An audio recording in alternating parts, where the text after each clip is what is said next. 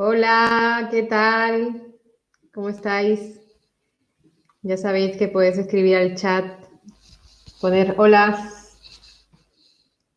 muy buenas. Voy aquí subiendo a nuestros ponentes. Hola, hola, hola, escucho el chat. A ver. No estaré sola, así que estoy justo buscando. Se me ha perdido. David. ¿Dónde estás? Máximo, en principio tú ya estás entrando. Deberías aparecer en nada. No encuentro a David. Hola, ¿qué ¿Escuchas? tal? A ver, Hola, habla, Máximo. ¿escuchas? ¿Me escucháis? Sí, se te escucha un poquito lejos, pero se te escucha. ¿O lejos? ¿Y ahora mejor? O a ver, ¿ahora mejor? ¿Se me escucha Sí, mejor? ¿Sí? sí, perfecto. Vale. Pues no encuentro a David. A ver, un momento. Se ha escapado, David. Se nos ha escapado, a ver. Es que estoy ciega.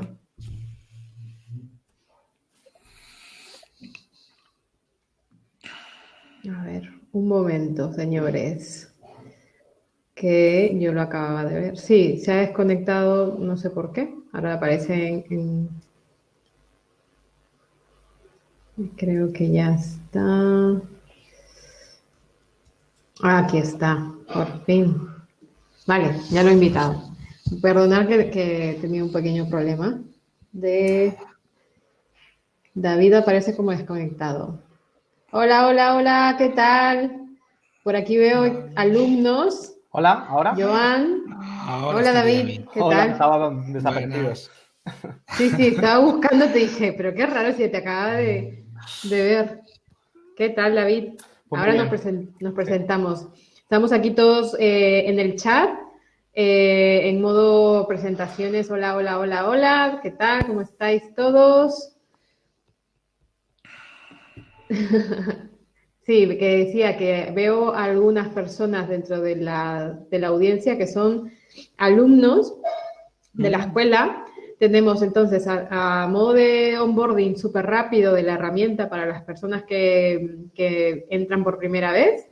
Esta herramienta es normalmente con la que hacemos nosotros las clases, hacemos los webinars y sobre todo vamos a interactuar con la pestañita de chat, la pestañita de preguntas y la de encuestas, ¿vale? O sea que si queremos hacer preguntas y que sobre todo para mí, que yo estaré moderando, te los agradecería mucho si lo podemos lanzar, sobre todo en el apartado de preguntas, cuando tengamos alguna.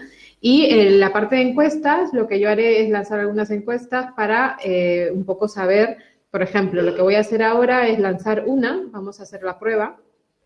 Acabo de lanzar una, que es, la pregunta es, ¿conocías a Uxer School? Entonces aquí comenzamos a responder, es súper fácil.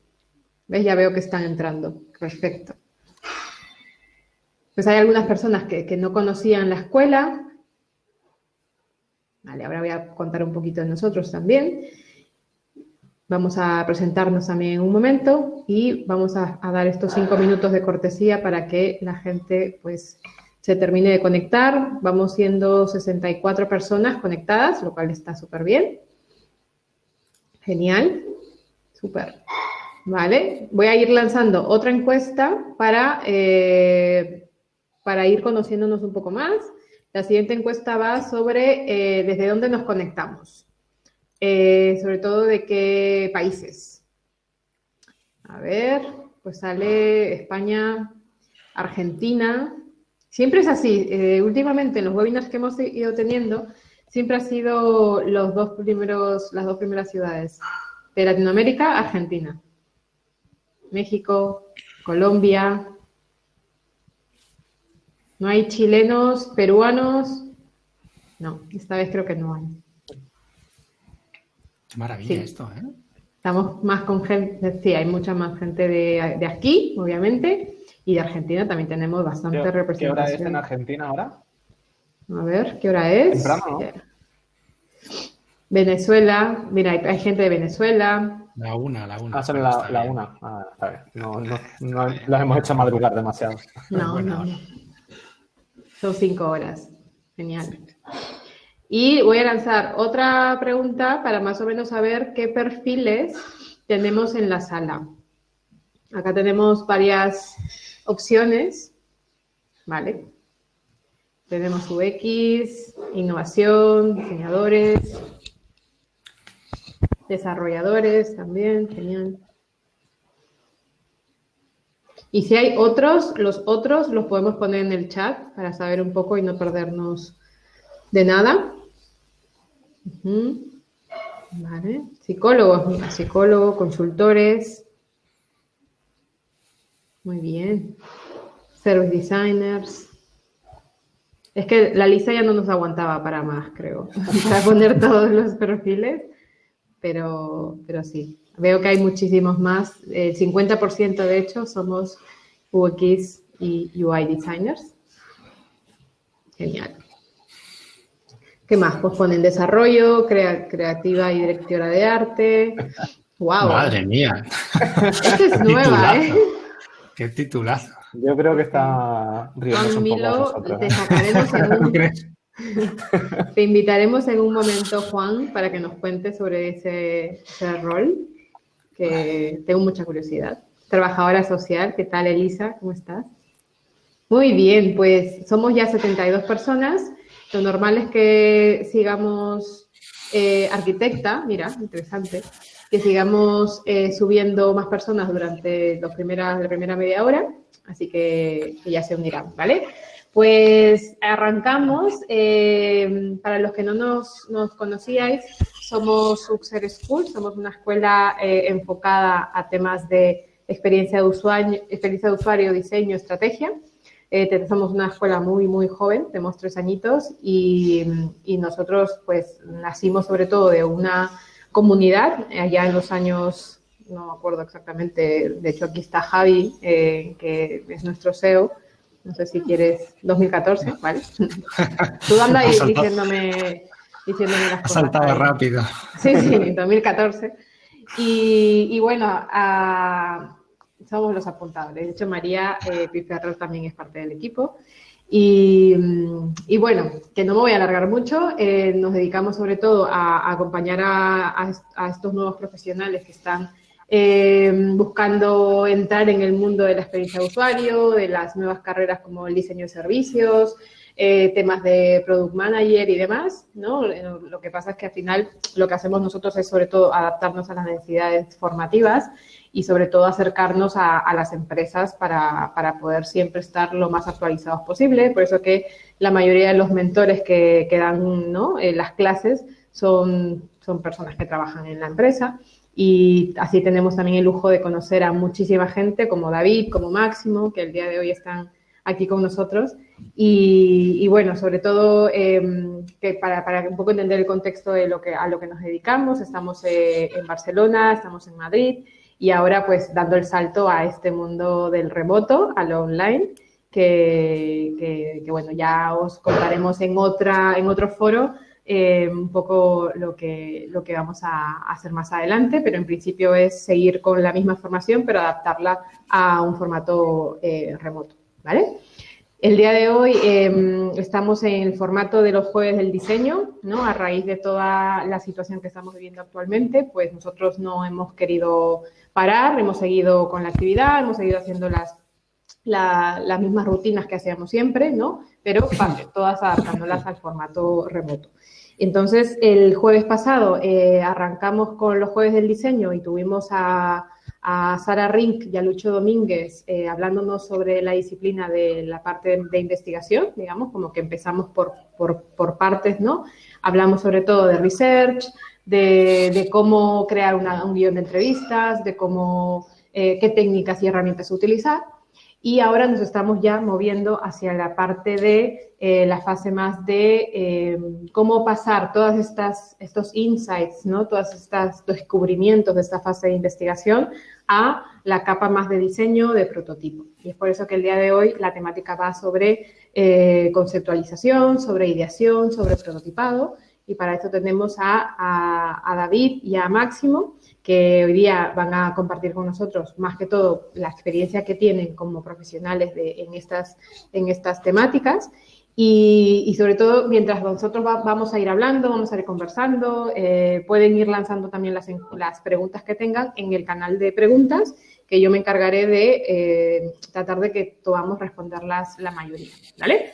Entonces, teniendo en cuenta un poco que esta es la temática del día de hoy, de la temática de esta edición, si hay hay preguntas que van por fuera o que no van sobre la temática, también las podemos contestar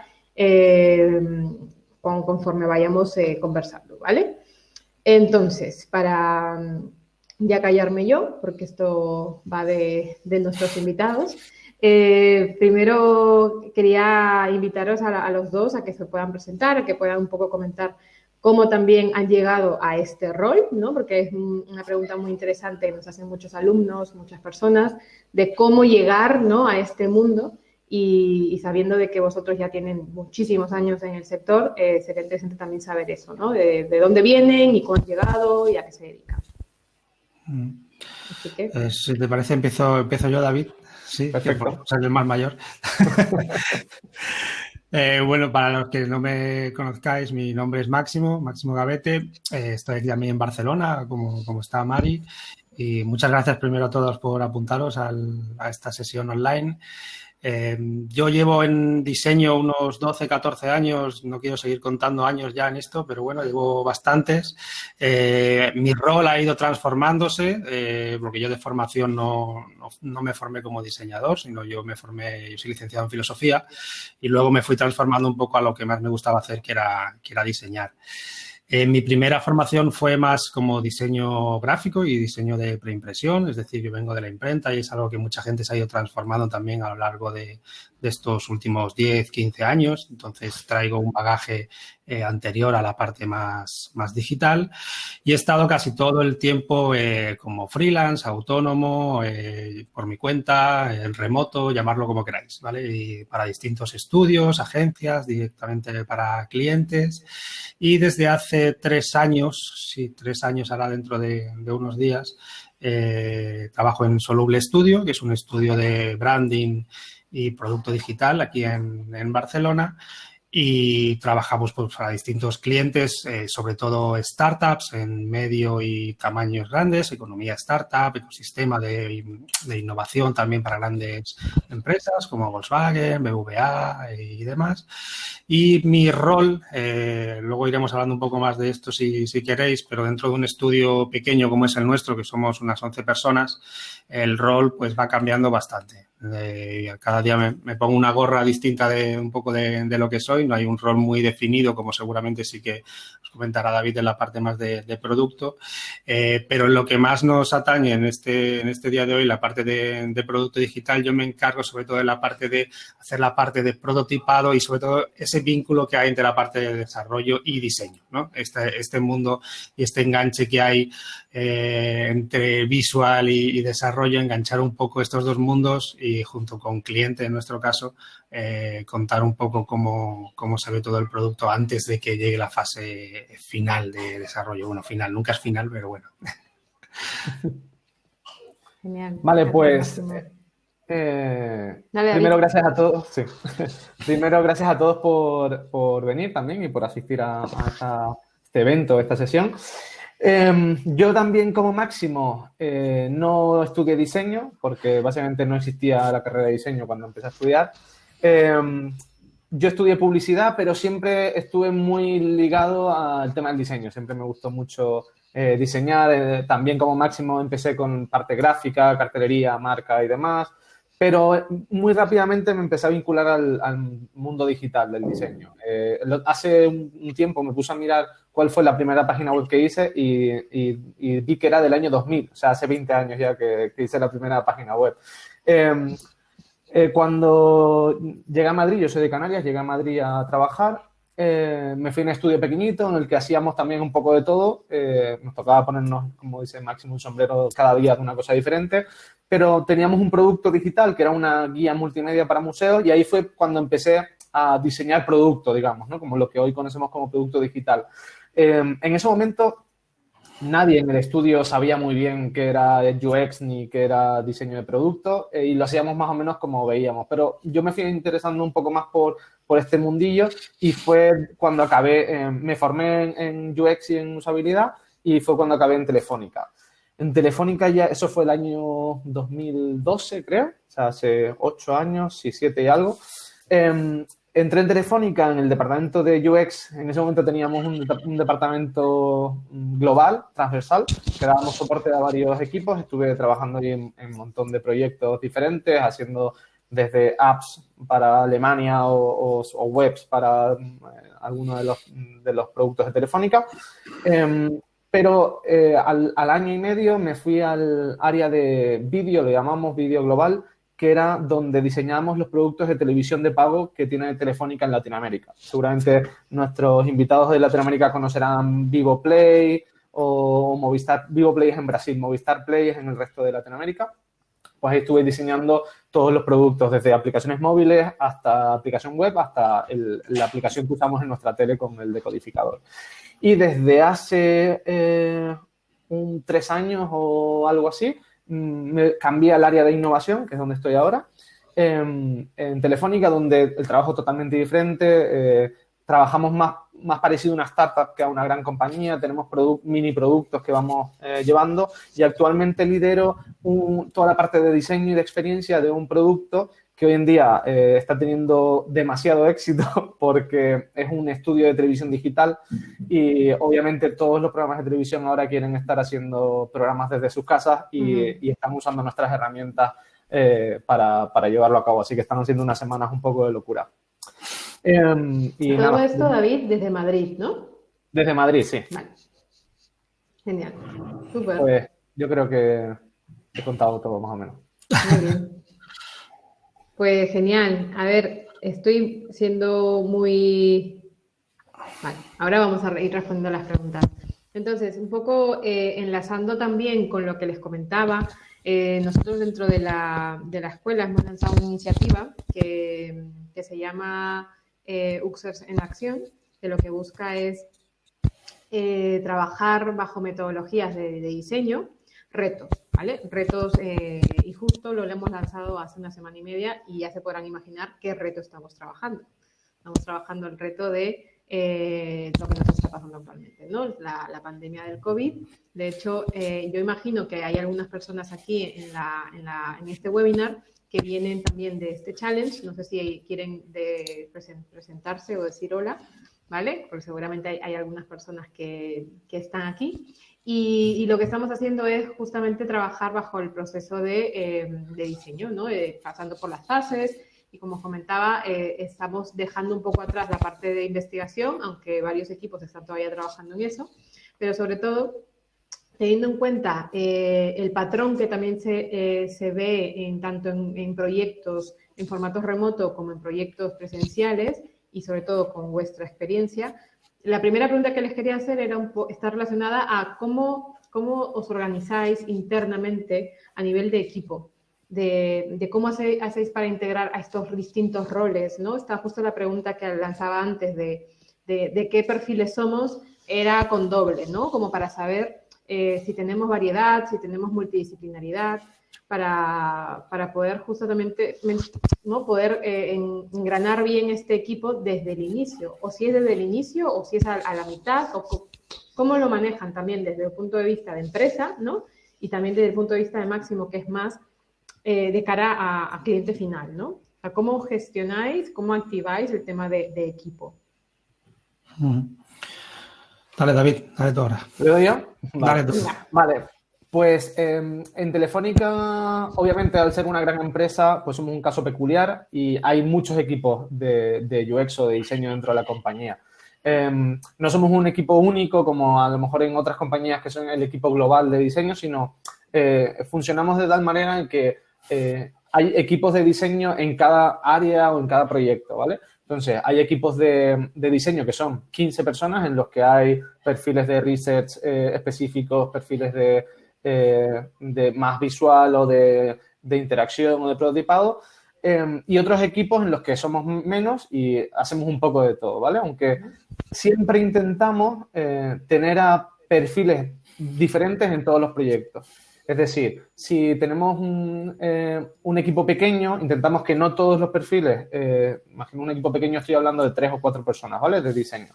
Intentamos que no todos los perfiles sean de un background visual o un background de research, sino que sean un poco mixtos. En el equipo de mi área ahora mismo tenemos a 2 personas que son más de la parte de service y de research y 2 personas que somos más de la parte de producto, de diseño de producto, más de visual o de interacción. Eso no quiere decir, y es algo que a mí me gusta dejar claro porque creo que esto está cambiando y creo que es bueno, no quiere decir que los perfiles de research hagan solo research y los perfiles de diseño hagan solo diseño.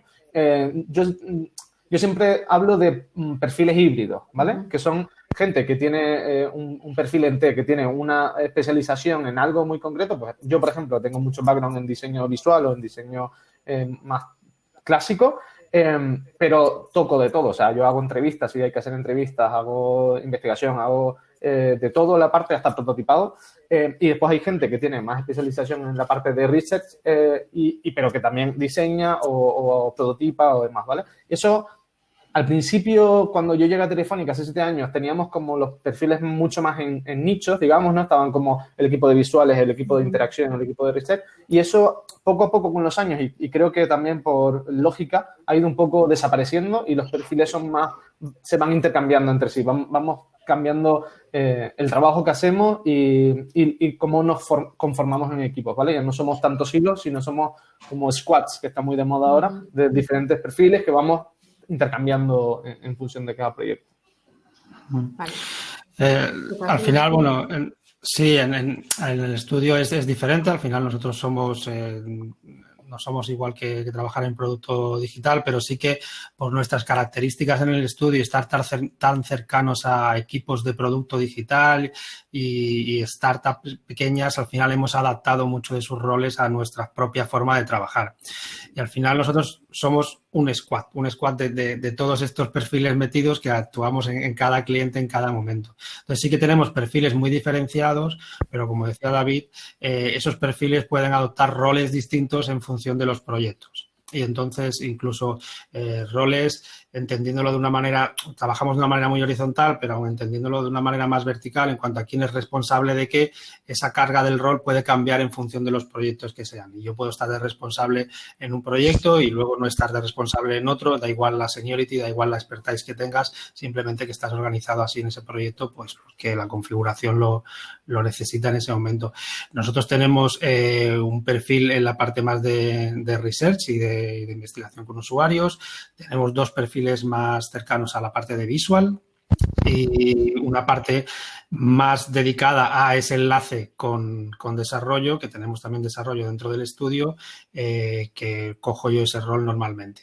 Entonces, por la configuración de ser también 11, estos perfiles están siempre en todas las reuniones, digamos, con cliente, en todas las presentaciones internas, en todos los meetings, en todos los dailies de los proyectos, junto con una project manager para tener esa relación más directa con cliente y algunos perfiles que van rotando en función de necesidades porque entendemos los proyectos más allá del propio producto digital, ¿no? Y siempre se engloban dentro de un proyecto de rediseño de marca, donde a lo mejor hay equipo de verbal, o hay equipo de visual, o hay equipo gráfico, porque tiene que lanzar otros elementos. Y al final es, bueno, en función de las necesidades de cada proyecto, se monta el equipo para eso. Somos al final los que somos, entonces organizamos ese squad. A veces falta uno, a veces no, pero solemos estar todos en todos los proyectos y todos al loro un poco, ¿no? De que se cuece. A mí, si me dejas, Mari, me gustaría añadir una cosa que ahora, hablando Máximo, me he dado cuenta, y es que también, hablando de los perfiles externos a diseño, digamos, me gustaría aclarar que en Telefónica, depende del área donde estés, pero todos los equipos de diseño suelen colgar del equipo de producto. Y eso, a mi entender, es bastante bueno porque tienes mucha relación con el product manager o con la gente del equipo de producto, y en algunos proyectos estás muy cerca del equipo de desarrollo, que es en mi caso, como en innovación vamos muy rápido, iteramos muy rápido, pues sí que tenemos una relación muy corta con el equipo de desarrollo, y eso nos ayuda a ser mucho más ágiles y trabajamos muy rápido.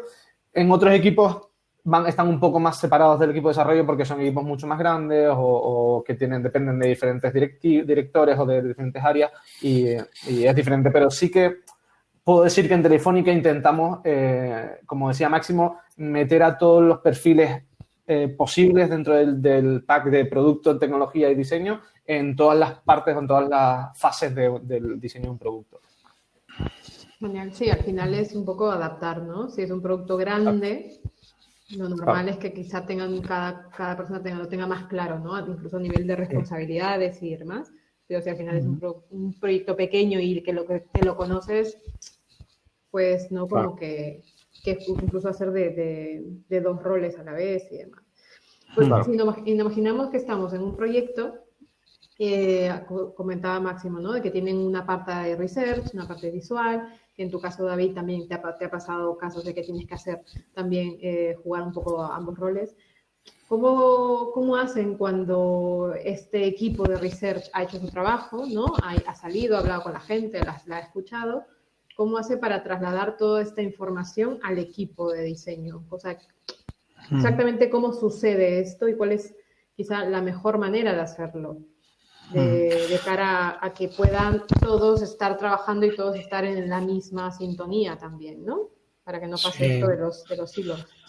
El trasvaso de información entre un momento y otro de los que se sitúa en un proceso de diseño es crucial y está ido evolucionando y seguro que David está de acuerdo conmigo en que se ha pasado de soltar un tocho de información en un momento a hacer algo mucho más dinámico donde se pueda recoger mucho mejor la información, que se puede llamar un workshop o se puede llamar una dinámica o se puede llamar algo así, es decir, algo donde todos esos roles que intervienen en el proyecto puedan escuchar, recibir e interactuar con la persona que está transmitiendo la información, en este caso de research y investigación, al resto del equipo para poder colaborar y entender muy bien cómo se ha llegado a qué solución y por qué se proponen ciertas cosas. Porque si no, si te llega la información de manera vertical y te quedas sin poder preguntar, sin poder recibir todos los detalles y sin poder entender las necesidades reales de lo que se ha buscado, ¿no? Se pueden malinterpretar muchas cosas, entonces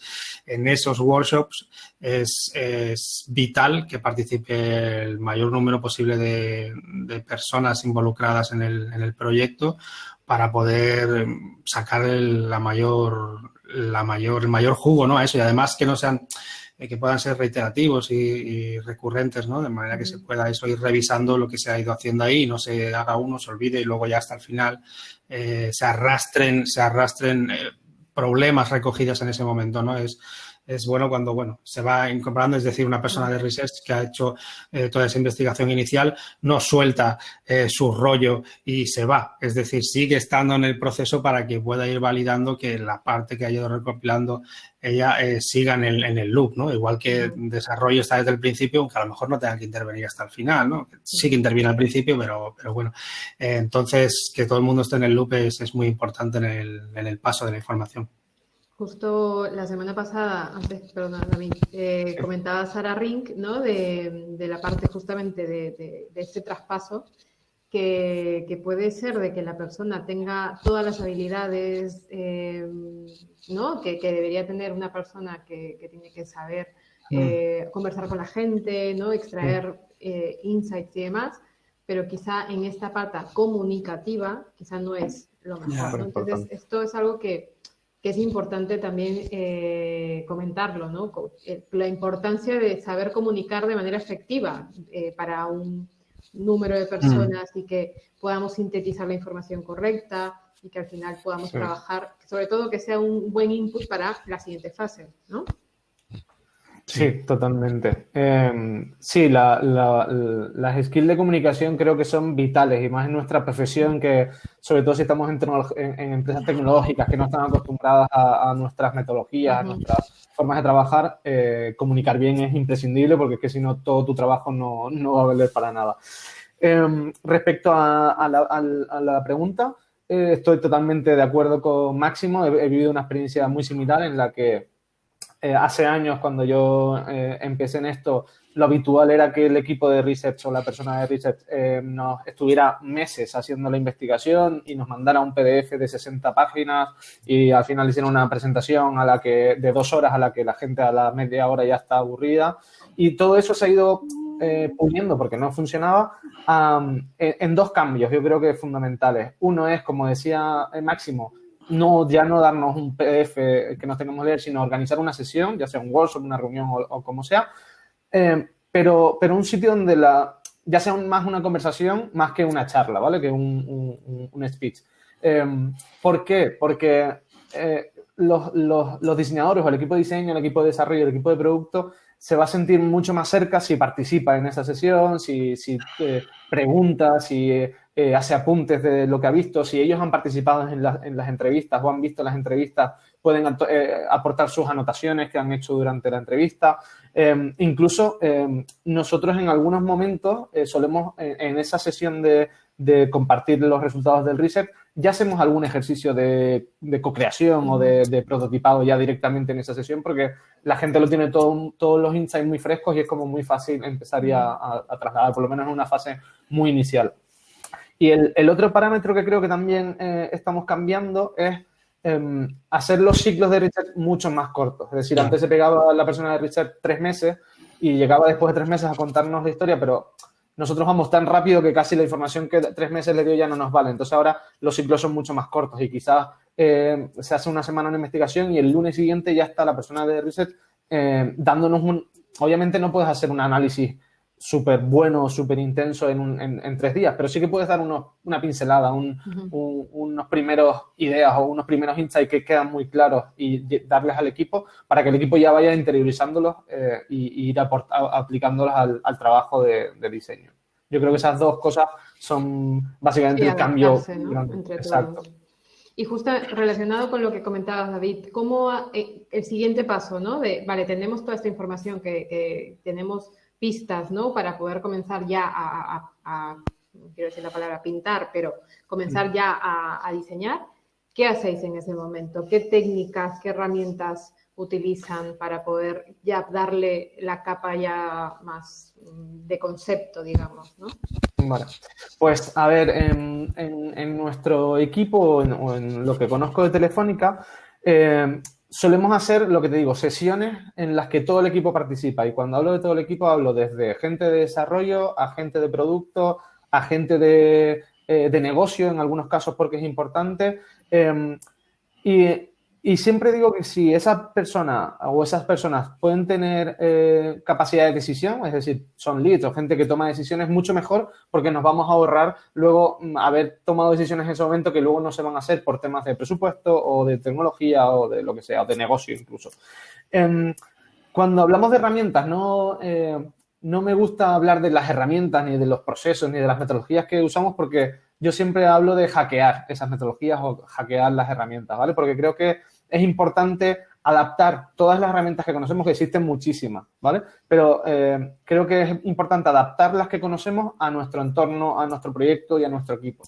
Yo un ejemplo que siempre pongo es el Design Sprint, que es algo súper conocido, que todo el mundo probablemente en la sala conozca, pero no hablo del Design Sprint de 5 días que aparece en el libro que escribieron y tal, sino hablo de hackear nuestro Design Sprint. Nosotros hemos hecho Design Sprint de 2 días, o de 1 día, o de horas, ¿vale? Porque al final hay veces en las que no podemos meter una semana a un director, a un jefe de tecnología, a que estén ahí 8 horas para nosotros. Eso prácticamente en el mundo real es imposible, ¿vale?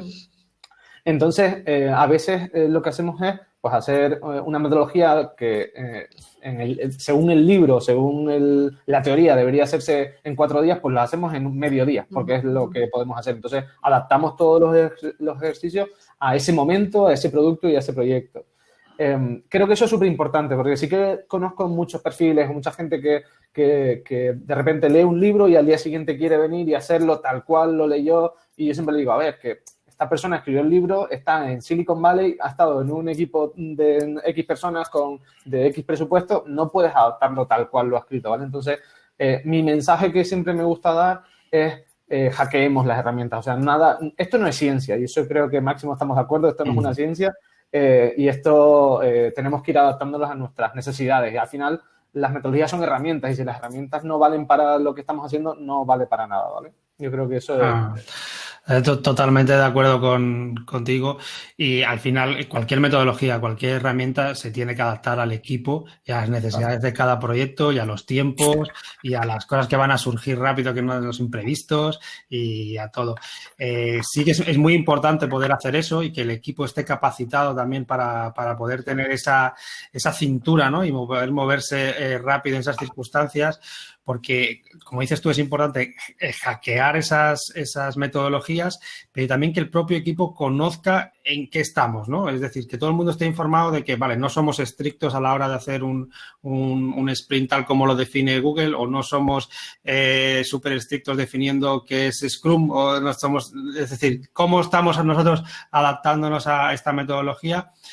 Vale, y que podamos definirlo y podamos hacerlo rápido y que todo el mundo esté bien informado, porque si no también podemos estar arrastrando que alguien del equipo esté haciendo algo de una manera por ser metodológicamente correcto y en realidad no estemos en eso, sino estemos, oye, tenemos que hacerlo en 4 horas, no por ser rápidos, sino porque este proyecto lo requiere y que, como decía David, no puedes tener a ciertos perfiles 8, 4, 6 horas, a veces ni siquiera una dentro de ciertas reuniones y esto pasa en esta fase y en fases anteriores nosotros en el estudio en fases estratégicas, ¿no? Además de negocio con ciertos clientes, te tienes que adaptar un poco y a medida que en nuestro caso nuestros clientes pues son cada vez mayores, te tienes que adaptar más a ese tipo de procesos y no puede ser comprometerte con una metodología súper estricta ni tampoco con unas herramientas, porque luego en nuestro caso también tenemos que adaptar esas herramientas a lo que vamos a poder contarle al cliente, al equipo que tiene cliente y a veces tenemos que ser un poco más flexibles en qué podemos hacer y qué no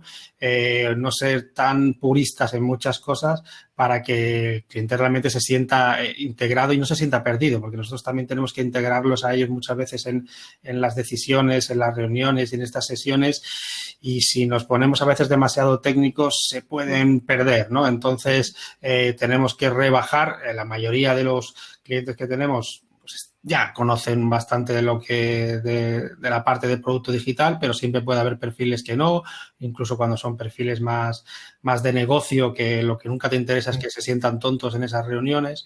Entonces, siempre hay que ser flexible y poder adaptar tanto metodologías como herramientas.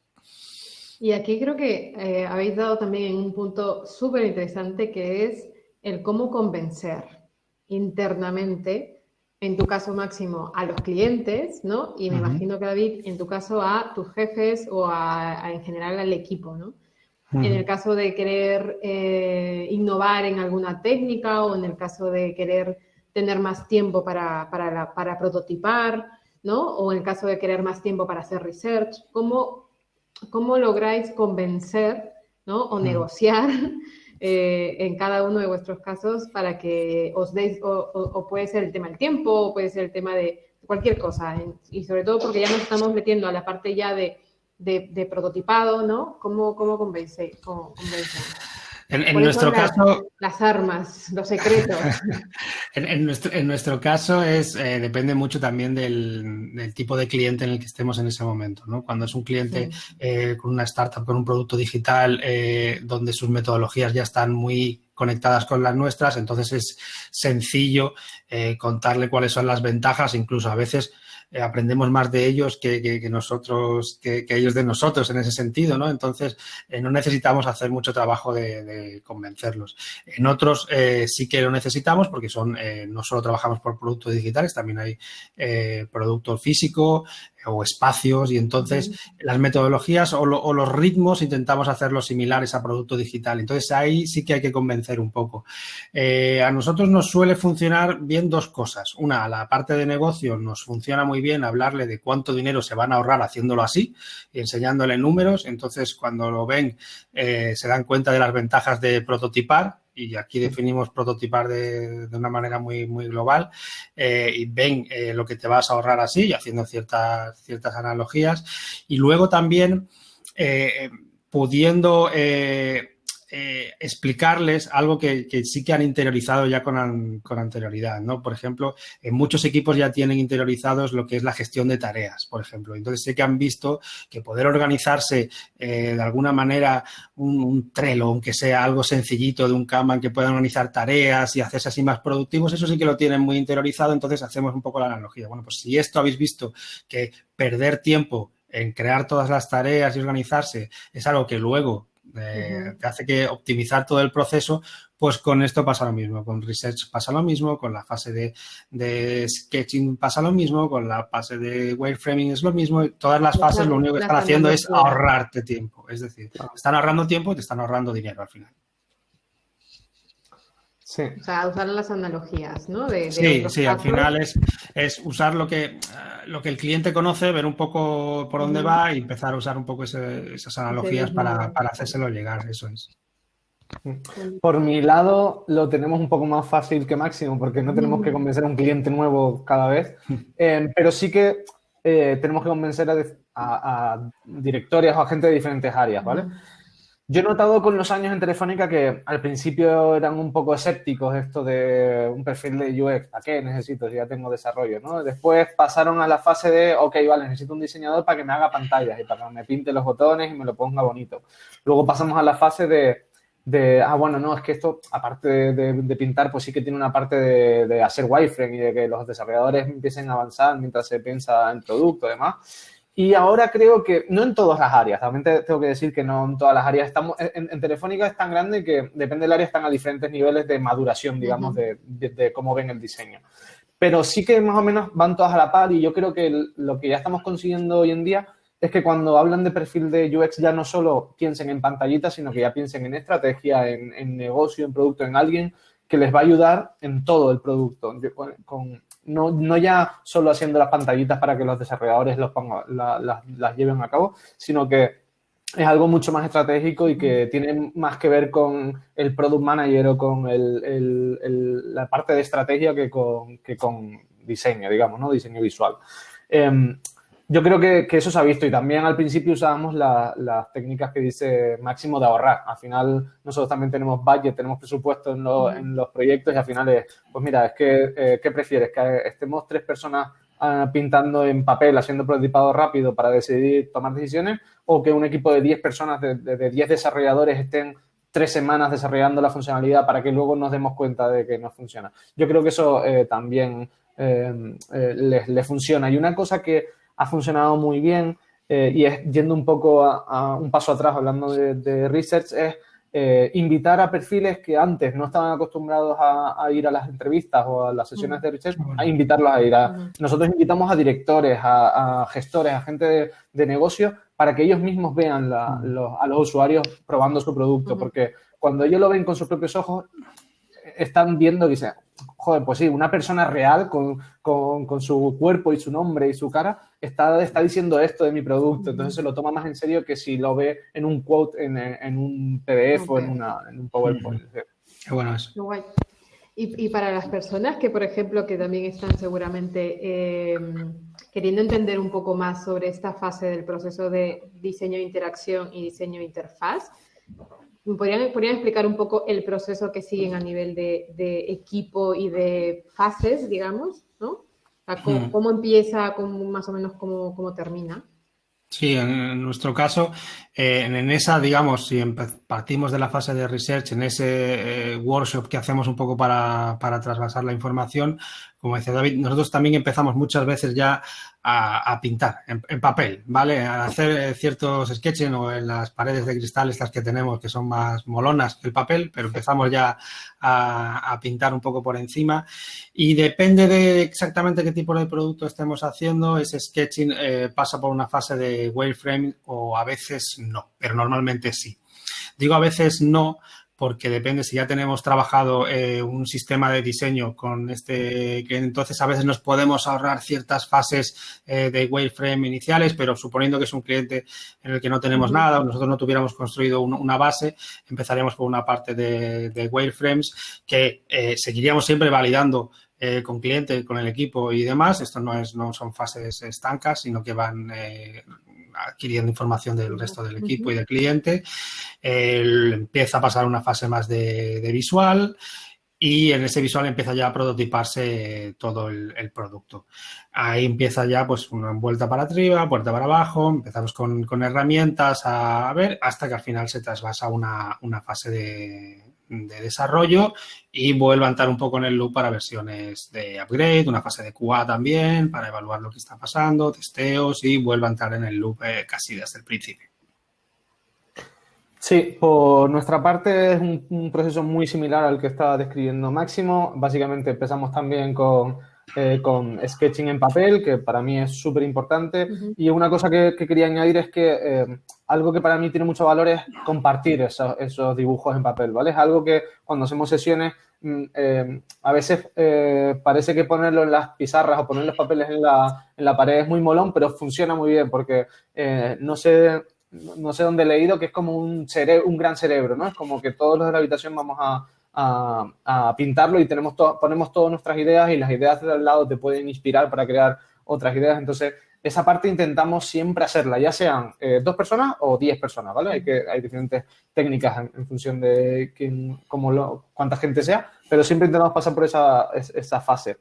Luego, la parte de wireframe, pues obviamente si es un producto nuevo, en el que no hay nada, es muy recomendable pasar por ahí porque al final también te ahorras tiempo. En lugar de estar como afinando ya el diseño visual, pues necesitas tener unos flujos como para ver que si hay fallos en el flujo, ver cómo se va a organizar la información y demás. Y luego probar esos wireframe también. Nosotros a veces hacemos investigación, hacemos entrevistas y les enseñamos los wireframe porque es lo que nos ha dado tiempo de hacer. Y luego pasamos a la fase visual.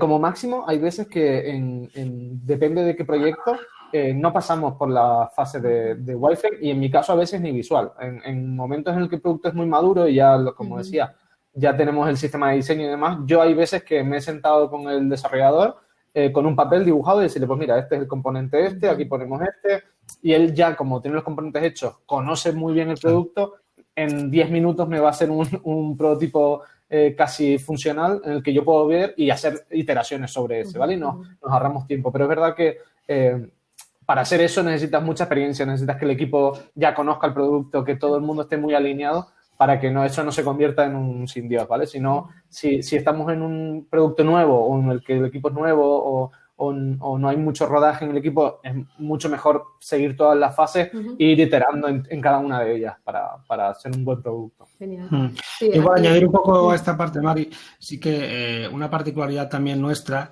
es que todas estas fases las tenemos que ir documentando muy bien.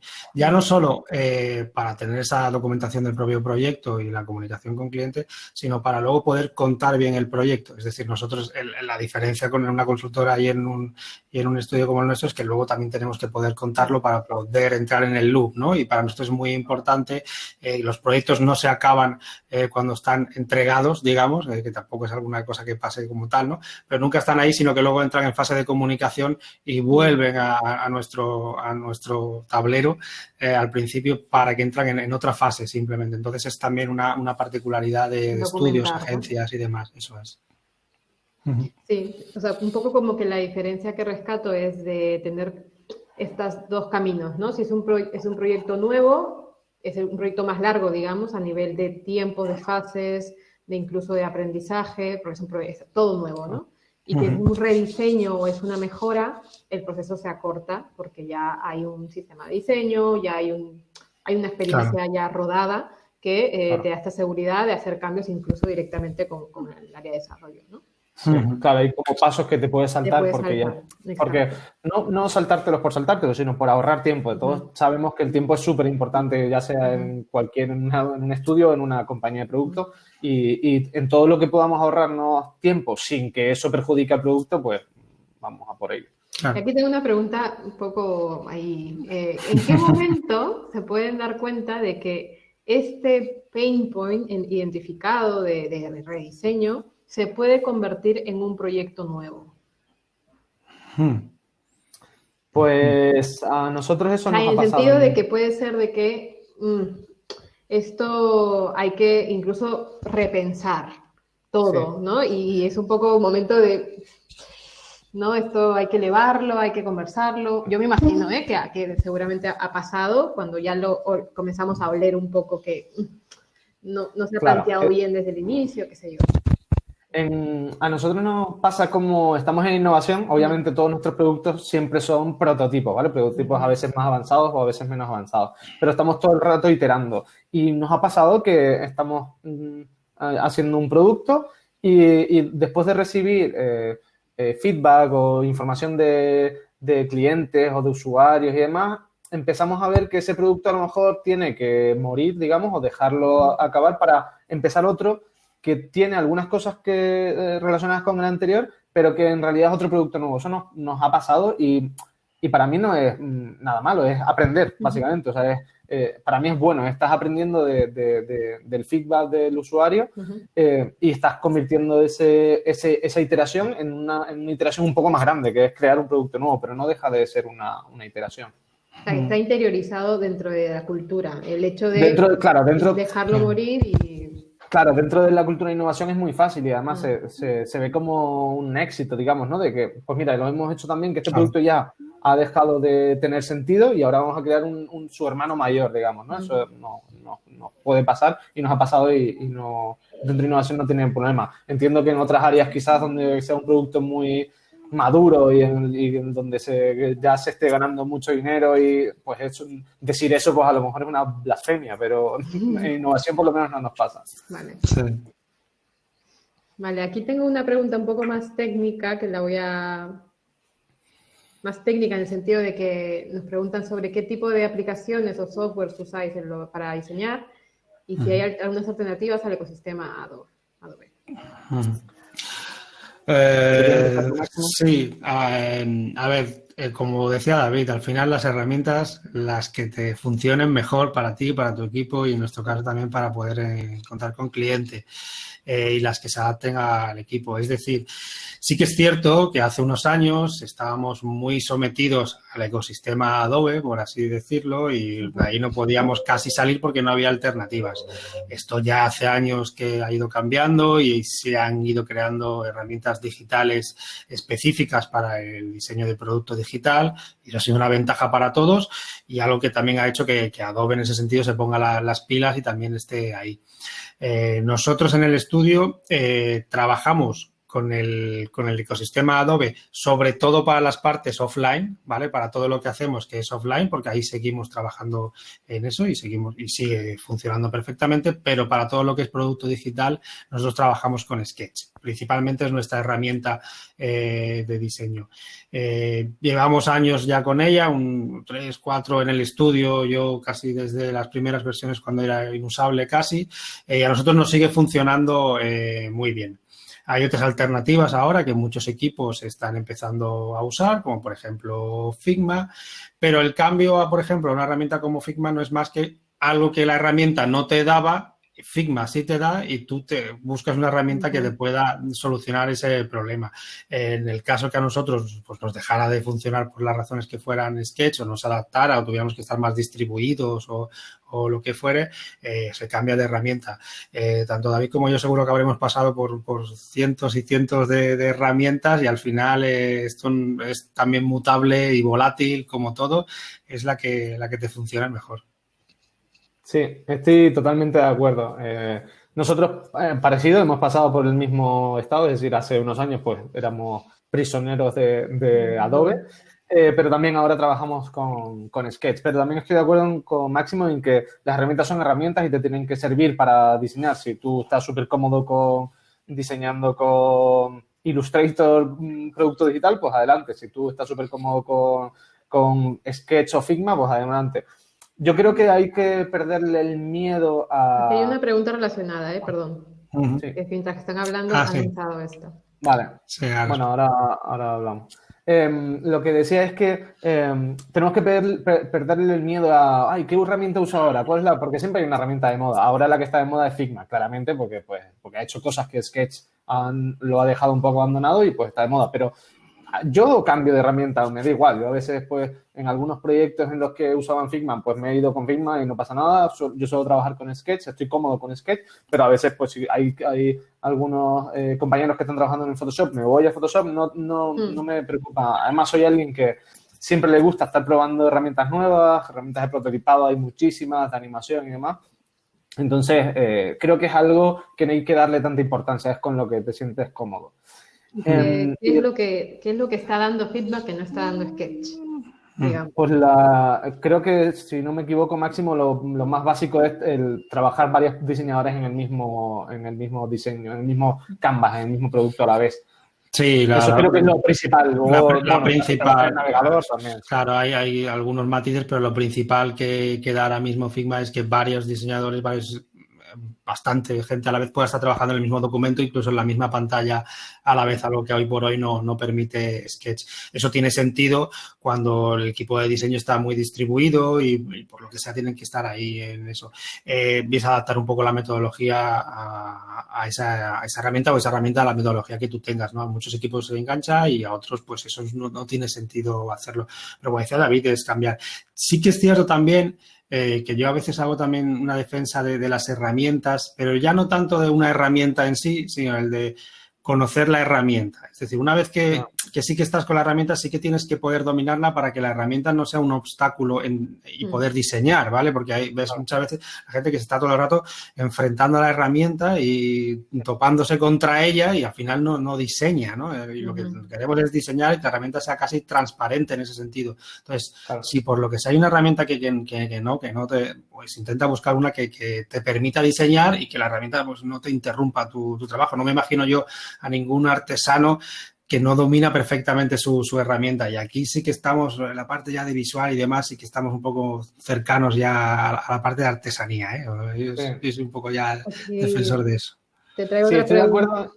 Perdón, Marisol. Sí, estoy de acuerdo en que hay que quitarle importancia, me refería a usar una u otra, ¿vale? Sí. Es como un artesano que usa un serrucho largo y otro le gusta el ancho, ¿vale? Pero sí, dominarla es súper importante, pues estoy de acuerdo. Al final, si no dominas herramientas, tus productos, tus diseños están limitados a lo que puedas hacer. Entonces, claro. De acuerdo. Hay otra pregunta que yo no me atrevo a responder. ¿Cómo trasladáis las microinteracciones al equipo de desarrollo? Una vez que tenemos Sketch. Sí. Esta es una de las preguntas que además en los cursos en UXER nos hacen también muchos alumnos. Digamos que las microanimaciones y las interacciones que cada vez se ven más en productos digitales, que debería ser, a mi modo de ver, casi lo nativo de un producto digital, es decir, el movimiento y la transición y no algo estático. Ahora mismo las herramientas que usamos heredan mucho del diseño estático, demasiado, y esto va cambiando poco a poco. Sí que es verdad que llega un momento en el que, bueno, ¿y esto cuándo empiezo yo a animarlo? ¿Cuándo empiezo a moverlo? ¿Cuándo empiezo a hacer? Depende del proyecto, te va a ser necesario más o menos interacción. A nosotros el 90% de las veces, con una transición entre pantallas y algo para saber que los flujos son correctos y que ese usuario puede transicionar bien por ahí y luego el cliente entienda cómo funciona, nos vale. Es decir, un prototipado rápido en Marvel, InVision o la herramienta de este tipo o el propio Sketch que quieras ya iría bien. Cuando necesitamos hacer microinteracciones para que se vean ciertos elementos que no se pueden hacer de manera nativa en Sketch o ni en Figma y demás, usamos en nuestro caso Protopie. Pero es una de tantas como podríamos estar usando cualquier otra. Usamos esta porque, bueno, pues lo mismo de siempre, porque nos funciona bien y nos hhemos adaptado rápido a ella. Yo, en mi caso, como dije antes, me gusta probar miles de herramientas, entonces he pasado por todas. Pero yo siempre digo que la mejor manera para trasladar una microinteracción al equipo de desarrollo es sentarte al lado y decirle, quiero que esto haga ¡fium! ¡fium! Sí, al final es mejor así. Que eso, exacto, no hay mejor herramienta que esa. Pero es verdad que no siempre todos tenemos la posibilidad de sentarnos al lado del desarrollador y explicarlo. Entonces, en mi caso, yo he llegado a usar desde Framer, cuando es algo como muy específico que tiene que tener muy fino. Incluso he pedido al equipo de desarrollo que me ayudara para hacer algo que quería enseñarle a, no sé, algún stakeholder, lo que sea. También uso Principal o InVision Studio, que aún todavía le falta mucho por pulir, pero para algunas cosas es muy fácil y en 10 minutos puedes hacer una microinteracción bastante decente. E incluso yo he llegado a usar Keynote para hacer prototipos. También, sí. Sí, y hay una cosa curiosa que no sé si todo el mundo sabe, y es que las animaciones que hay en Keynote son las mismas que en iOS nativas. Por lo tanto, puedes usar Keynote para hacer un prototipo bastante rápido y bastante realista para una aplicación de iPhone, por ejemplo, súper rápido. Y si ya manejas la herramienta, pues rapidísimo. Vamos. O sea, que... Súper. Estoy leyendo aquí las preguntas y aquí lanzo otra. La trae Salas Rodríguez. ¿Cómo es el proceso de la definición de las historias de usuario? ¿Cómo se traslada al resto del equipo?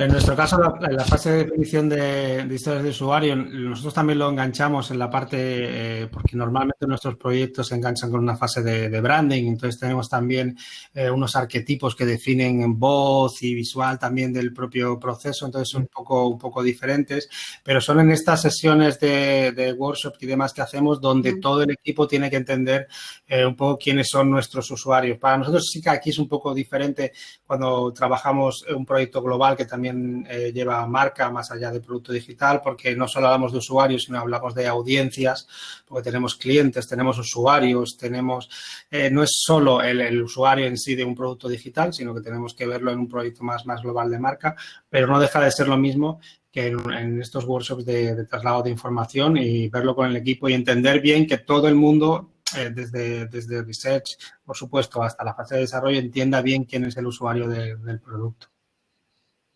Sí, en mi caso igual, hay proyectos o productos en los que todo es como mucho más detallado y hay un equipo que se encarga al principio de crear esas historias de usuario y luego las comparte en un workshop o en una sesión con el equipo.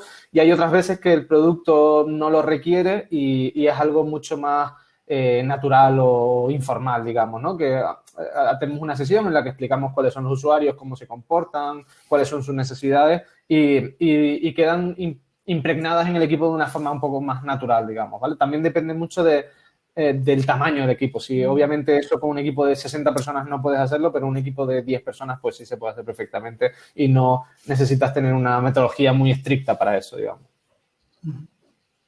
Aquí hay otra pregunta relacionada más al tema de los roles, ¿no? Cuando trabajan en Squad, si se trabaja un tema de rediseño, ¿no? O una mejora, si integran perfiles de analítica digital. Si quieres empiezo yo. Dale. Sí, estamos en nuestro caso, como tenemos un equipo de BI o de analítica global dentro de Telefónica, nos es difícil integrar a una persona 100% full time en estas sesiones, pero sí que intentamos coger sus insights o traérnoslos un día a una sesión y que nos explique la información que tienen o pedirles acceso a las herramientas que usan, ¿vale?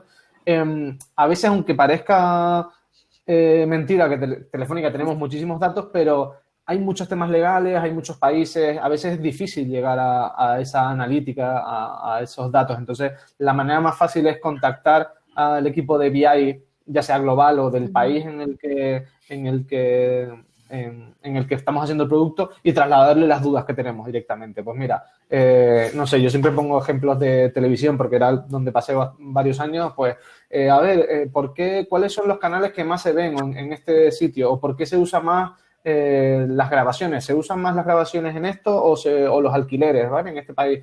Hacemos ese tipo de dudas que son las que nos surgen a nosotros y se las trasladamos al equipo para que ellos analicen los datos que tienen y nos lo trasladen a nosotros. Sí, en nuestro caso lo que hacemos es, depende de lo grande que sea en este caso el cliente, es engancharnos con su equipo de analítica en este caso o a veces pues en otras partes que el estudio no abarca para enganchar con ellos. Si no contamos con otros estudios o agencias que sí que están más enfocados en estas cosas para hacer un poco y que vengan a hacernos nosotros esta parte. Nos pasa igual, por ejemplo, pues con la parte de testeo con usuarios en laboratorio y demás, que dentro del estudio no tenemos estos perfiles, entonces enganchamos con laboratorios externos para poder hacerlo. Voy a lanzar una última pregunta para pasar a otro tema que habla justamente alineado a lo que decían de proyectos como de diferentes países. Comenta María García, en un proyecto multinacional que abarca muchos países con marcadas diferencias culturales, ¿qué recomendaríais para que de manera ágil se puedan definir los diferentes perfiles de usuario de manera virtual? Paciencia, No sé si yo recomendaría paciencia. No sé si existe una manera ágil de hacerlo. Claro. A nosotros, bueno, por poner mi punto de vista, no sé si le ayudará, pero cuando hacíamos el producto de televisión, pues teníamos muchos países, toda Latinoamérica, Brasil, los países más grandes donde más usuarios había era Chile, Perú, Argentina y Brasil, si no me equivoco. Y lo que hacíamos para eso es enviar a researcher a cada país y hacer research en cada país. Yo sé que eso no es habitual porque eso cuesta mucho dinero y muchos recursos y eso no lo puede hacer cualquiera, pero en nuestro caso era la mejor manera. Como teníamos los recursos, pues hacíamos un research en cada país y nos dábamos cuenta que cambiaba todo, cambiaban en función del país en el que estaban. Entonces, esa es la solución ideal. Ágil y barata, no lo es y no sé cómo hacerlo. No, eso es un privilegio con el que ya nos gustaría a todos poder contar. Nosotros con algunos productos digitales, si son más internacionales, por ejemplo, tenemos una app en iOS que es Live Better, que es una aplicación de Wellbeing, de salud mental y demás. Esta sí que está en todo, tiene testeos en todo el mundo, entonces claro, los recursos eran limitados, es decir, tanto de cliente como nuestros, como para poder hacer todo esto. Entonces, bueno, se hace un poco más general, que básicamente es considerar Estados Unidos como algo, una unidad entera para poder hacer eso, y casi que el que era de Estados Unidos, el resto del mundo es otro, ¿sabes? Como si pudieras homogeneizarlo todo, ¿no? Pero bueno, es complicado. Sí, yo creo que se definirán ciertos patrones, ¿no? que se replican en cada país, Claro. pero luego cada uno con su propia idiosincrasia, cultura y que eso, paciencia sí, la manera óptima es hacerlo como lo hacéis ahí en Telefónica, pero claro, requiere de unos recursos y unos tiempos pues que te van en contra de esa agilidad y esos precios. Claro, sí. Me están poniendo aquí si podrían luego compartir las aplicaciones que normalmente usan, ¿vale? Si luego lo pueden dejar en el chat, ¿vale? Luego, otra pregunta, bueno, la última, para pasar a otro tema. ¿Cómo creéis que va a influir el interfaz de voz en el trabajo visual, en la capa visual? Nosotros realmente con interfaces de voz todavía no hemos trabajado más que hacer pruebas internas nuestras y demás. Para nosotros es una parte que es importantísima y que empieza a entrar en diversos productos. Seguro que David tiene mucha más experiencia en la parte de innovación que yo. Pero la parte visual de UI, pues desde luego yo creo que le quita bastante carga de trabajo en empujar píxeles, como yo digo, y empezar a pensar en otras soluciones que son a veces mucho más interesantes, pero será adaptarse y ya está. Sí, estoy de acuerdo. Yo tampoco tengo demasiada experiencia en esto de interfaz de voz, aparte de pues, ejercicios o experimentos que hacemos en innovación, que sí hemos hecho algunos, y estoy de acuerdo con Máximo. Yo creo que más que verlo como un problema, es una ventaja poder dedicarle más tiempo a otra cosa como a pulir los mensajes, a pulir los copies que utilizas, que a veces cuando diseñamos pantallas, no sé ustedes, pero se te pasa desapercibido, le prestas menos atención y ahora me parece un buen momento para dedicarle mucha más atención a esa parte, que para mí me parece fascinante. A mí me parece una buena oportunidad para eso. Totalmente de acuerdo. Genial. Pues ahora voy a hacer un poco cambio de tema, sobre todo más a la capa de empleo, talento, ¿vale? Que tenemos, de hecho, dos preguntas que son las más votadas de lo que tenemos hasta ahora, que va sobre todo a cómo hacer experiencia, ¿no? De UX, UI en un mundo laboral donde la mayoría te pide hacer experiencia para contratarte, ¿no? Aquí hay otra pregunta que no está aquí, que es de Ángela, que también comenta, ¿no? Cómo encontrar un hueco en un equipo como el que habla David, que es un equipo mixto, ¿no? O sea, cómo llegar hacia ese tipo de roles. Y la pregunta de Antonio José Moubaye es cómo podría un junior, ¿no? Un junior en UX, UI, hacer portfolio antes de su primera oportunidad laboral. O sea, es un poco, todo está como muy relacionado en el sentido de qué podemos hacer, ¿no? ¿Qué recomendaciones os podríais dar a estas personas que quieren entrar, que quieren empezar, que no tienen experiencia, pero que al mismo tiempo se le pide experiencia, ¿no? Es como ¿no? Que se muerde la cola, la ¿no? gallina, Siempre, ¿no? sí. ¿Qué hago primero? Y sobre todo, ¿qué recomendaciones o qué se han encontrado en el camino? ¿Cómo han hecho vosotros también? Porque imagino que la experiencia que tienen ya puede ser de bastante ayuda. Sí, yo por la parte del estudio, que nosotros revisamos muchos perfiles además para poder entrar, y yo también llevo un poco esa parte de revisar perfiles, y recientemente hemos contratado perfiles más de UX y UI. Yo tengo una visión particular, no sé si es la que tenemos todos, pero sí que es muy diferente un perfil más de la zona más cercana a UX que de la parte más visual, ¿no? Pues hacer esta dicotomía que a veces no es tan así, pero bueno, esta separación. Entonces, yo creo que se peca demasiado de hacer portfolios muy visuales, muy trabajados para que luzcan muy bien, pero yo creo que en realidad ni los equipos de producto, y corrígeme David si me equivoco, ni los estudios o consultoras en realidad buscan soluciones bonitas, ¿vale? O que visualmente se puede llegar, se puede apreciar, y es importante que esas soluciones estén bien trabajadas en ese sentido, pero en realidad lo que a nosotros nos aporta es ver cómo se ha solucionado o cómo se ha enfrentado esa persona a solucionar un reto, un problema, ¿no? Entonces, yo reviso con mucho más interés un caso de estudio de un proyecto que una solución de una pantalla final. Entonces, yo siempre también se lo comento a los alumnos que intenten trabajar, ¿no? Claro, no tienes un proyecto, no tienes un reto que haces para poder presentarte. Hay retos, hay proyectos. Luego comentaré si queréis un libro, porque no lo recuerdo de memoria, y una newsletter que te envía semanalmente casi retos con los que puedes empezar a diseñar, ¿no? Soluciones. UI Challenge o algo así. Sí, hay uno de UI que es más para la parte visual, y hay otro que es más para soluciones de experiencia de usuario. Yo creo que el último que enviaban, que yo los reviso mucho por curiosidad, decía, el LinkedIn saca una nueva acción para contratar freelance. ¿Cómo lo solucionarías? ¿No? Había un reto inicial que era ¿cómo podría solucionar el que un profesor que entra en una clase nueva pueda asociar caras con nombres?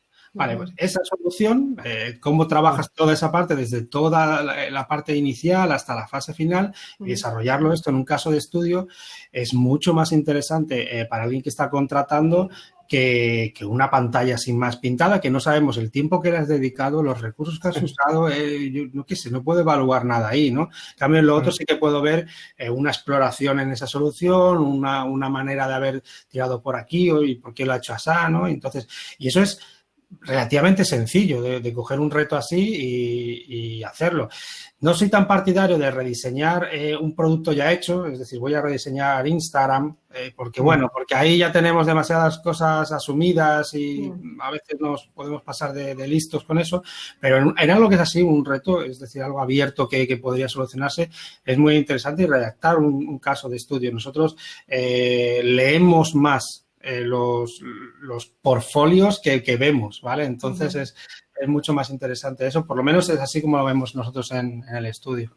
Y si te contara, perdona David, si te contara, Máximo, tenemos actualmente en el challenge que hemos lanzado 36 retos. 36 retos. O sea, que han empezado así, de cómo hacemos para que los profesores ahora puedan dar clases de manera online. Venga, pues empezamos. Entonces yo creo que también eso, para justamente las personas que nos están mandando estas preguntas, el participar en un challenge como el que estamos haciendo ahora, para poder practicar justamente toda esta mentalidad, es perfecto. Claro, es perfecto. Si esto al final lo quieres trasladar a un portfolio y explicarlo, es que, vamos, o sea, es genial. Claro, es mucho más importante. Es cómo has enfrentado un reto y le has dado una solución, ¿vale? Y entonces ahí es cuando se puede ver el perfil de esa persona y cómo piensa de alguna manera. Es mucho más útil. Yo estoy totalmente de acuerdo con lo que ha dicho Máximo. Yo me fijo mucho más en los procesos, en el proceso, en qué ha hecho para llegar a soluciones, qué problemas ha encontrado y cómo los ha solucionado, que en un portfolio bonito, súper con pantallas, con sus mockups, con su MacBook y su iPhone y su tal, que no es incompatible, o sea, también me gusta verlo, pero sin la parte de explicar el proceso no tiene ningún valor. A mí cuando me llegan perfiles que me mandan el Dribbble, que es una plataforma muy conocida, como su portfolio, directamente los descarto. O sea, que si alguien está leyendo me va a mandar, no manden Dribbble porque es lo que dice Máximo. Yo no sé el contexto de esa pantalla, no conozco el objetivo de esa pantalla, no conozco por qué se ha hecho ni las limitaciones que has tenido. Para mí es súper importante saber por qué se ha diseñado algo, cuáles han sido las limitaciones, por qué esa pantalla es así y por qué no es de otra manera. O si era de otra manera y descubriste mediante investigación que la otra solución era mejor. Todo eso es mucho mejor para mí. Creo que toda la gente que conozco opina como nosotros. Pero es algo que, no sé si coincidimos, que es algo que ha cambiado, es algo que se ha evolucionado. Porque claro, obviamente ha madurado el mercado. Ha madurado muchísimo al razonamiento. Así, lo has hecho bonito y tiene buena pinta, pero lo que queremos ahora, ¿no? Es entender cómo ha funcionado, ¿no? tu modelo mental para llegar a eso. Claro. Yo creo que los portfolios de producto digital han arrastrado demasiadas cosas de los portfolios de producto físico. Es decir, cuando eres un diseñador gráfico, tú no puedes permitirte hacer un objeto de verdad. Entonces usabas pues mockups y demás, ¿no? Entonces, porque ahí sí que no te quedaba mucha opción. Y eso se ha heredado mucho en producto digital, como otras cosas, y a mí eso me parece negativo. Luego se ha ido viendo que en realidad que una pantalla fuera hiper bonita no ayudaba en nada a la hora de contratar.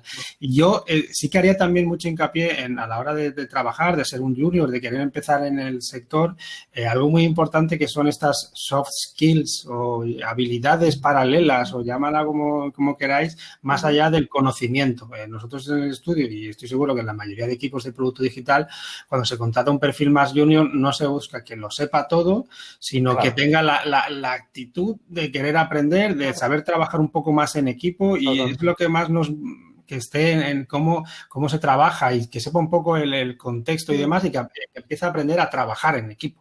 Más que sepa usar una herramienta o que sepa definir un proceso perfectamente, eso se aprende, eso es técnica y ya está, y no son más que horas haciéndolo para aprenderlo. Pero las otras capacidades sí que son muy, muy importantes y que a veces creo que mucha gente debería trabajarlas más que el propio definición del portfolio. La parte técnica, ¿no? Sí, la parte, perdona, Mari, la parte que hablábamos antes de comunicación es súper importante. Yo si veo a alguien que es capaz de comunicar algo muy fácil, de una manera muy sencilla y que todo el mundo lo entiende, para mí eso vale infinitamente más a alguien que es el máster del Photoshop o el máster del Sketch, porque es lo que dice Máximo. Eso son horas de aprendizaje y yo puedo tener.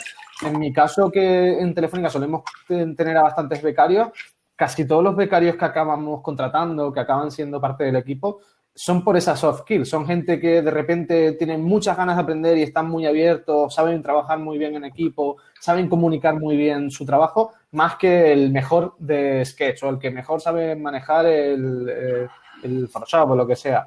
Sí. Y después, otra cosa que quería apuntar que pueden hacer la gente junior, es lo que yo he hecho siempre toda mi vida y sigo haciéndolo porque sigo aprendiendo, son los side projects, los proyectos personales. Ahora no cuesta nada, es prácticamente gratis, por no decir 0 euros, montarte una web o un proyecto, un producto digital pequeñito en el que tú vas aprendiendo, tienes una idea, dices, pues, vale, voy a montarlo.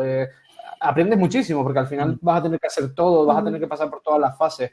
Para mí me ha funcionado muy bien y es más, de los primeros, mi primer trabajo que conseguí fue gracias a un proyecto personal que había hecho, que creo que era una aplicación para Facebook y lo hice porque sí, con los conocimientos que tendría, aprendí a JavaScript en ese momento para hacerlo. O sea, creo que es muy fácil hacer hoy en día antes, como decía Máximo, no era fácil hacerte un producto físico y montártelo en tu casa, pero hacerte una página web con un par de herramientas online es bastante fácil y casi cualquiera puede hacerlo. Entonces, es una manera también de conseguir proyectos para tu portfolio que te pueden con respecto a lo que está diciendo David, me parece muy interesante. Hoy estaba viendo el portfolio de un chico que se ha hecho en un portfolio online.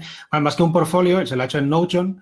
Y me parecía estupenda la manera de hacerlo. Es decir, me tenía que hacer una web y no quería hacer una web, no quería hacerme un currículum y me empecé a organizarme en Notion y cuando me di cuenta aquello ya tenía más sentido que lo otro. Entonces, esa propia herramienta la ha valido para contar de una manera que puede trabajar con herramientas, que sabe pensar de una manera diferente, salir un poco del pensamiento normal y hacer algo ahí que para la gente de producto digital seguro que le parece mucho más interesante eso que enviar un PDF con un currículum, con estas bolitas que se ponen que yo eso, pues, perdonadme, pero eso nunca lo he entendido, eso de Sketch C, 8 bolitas.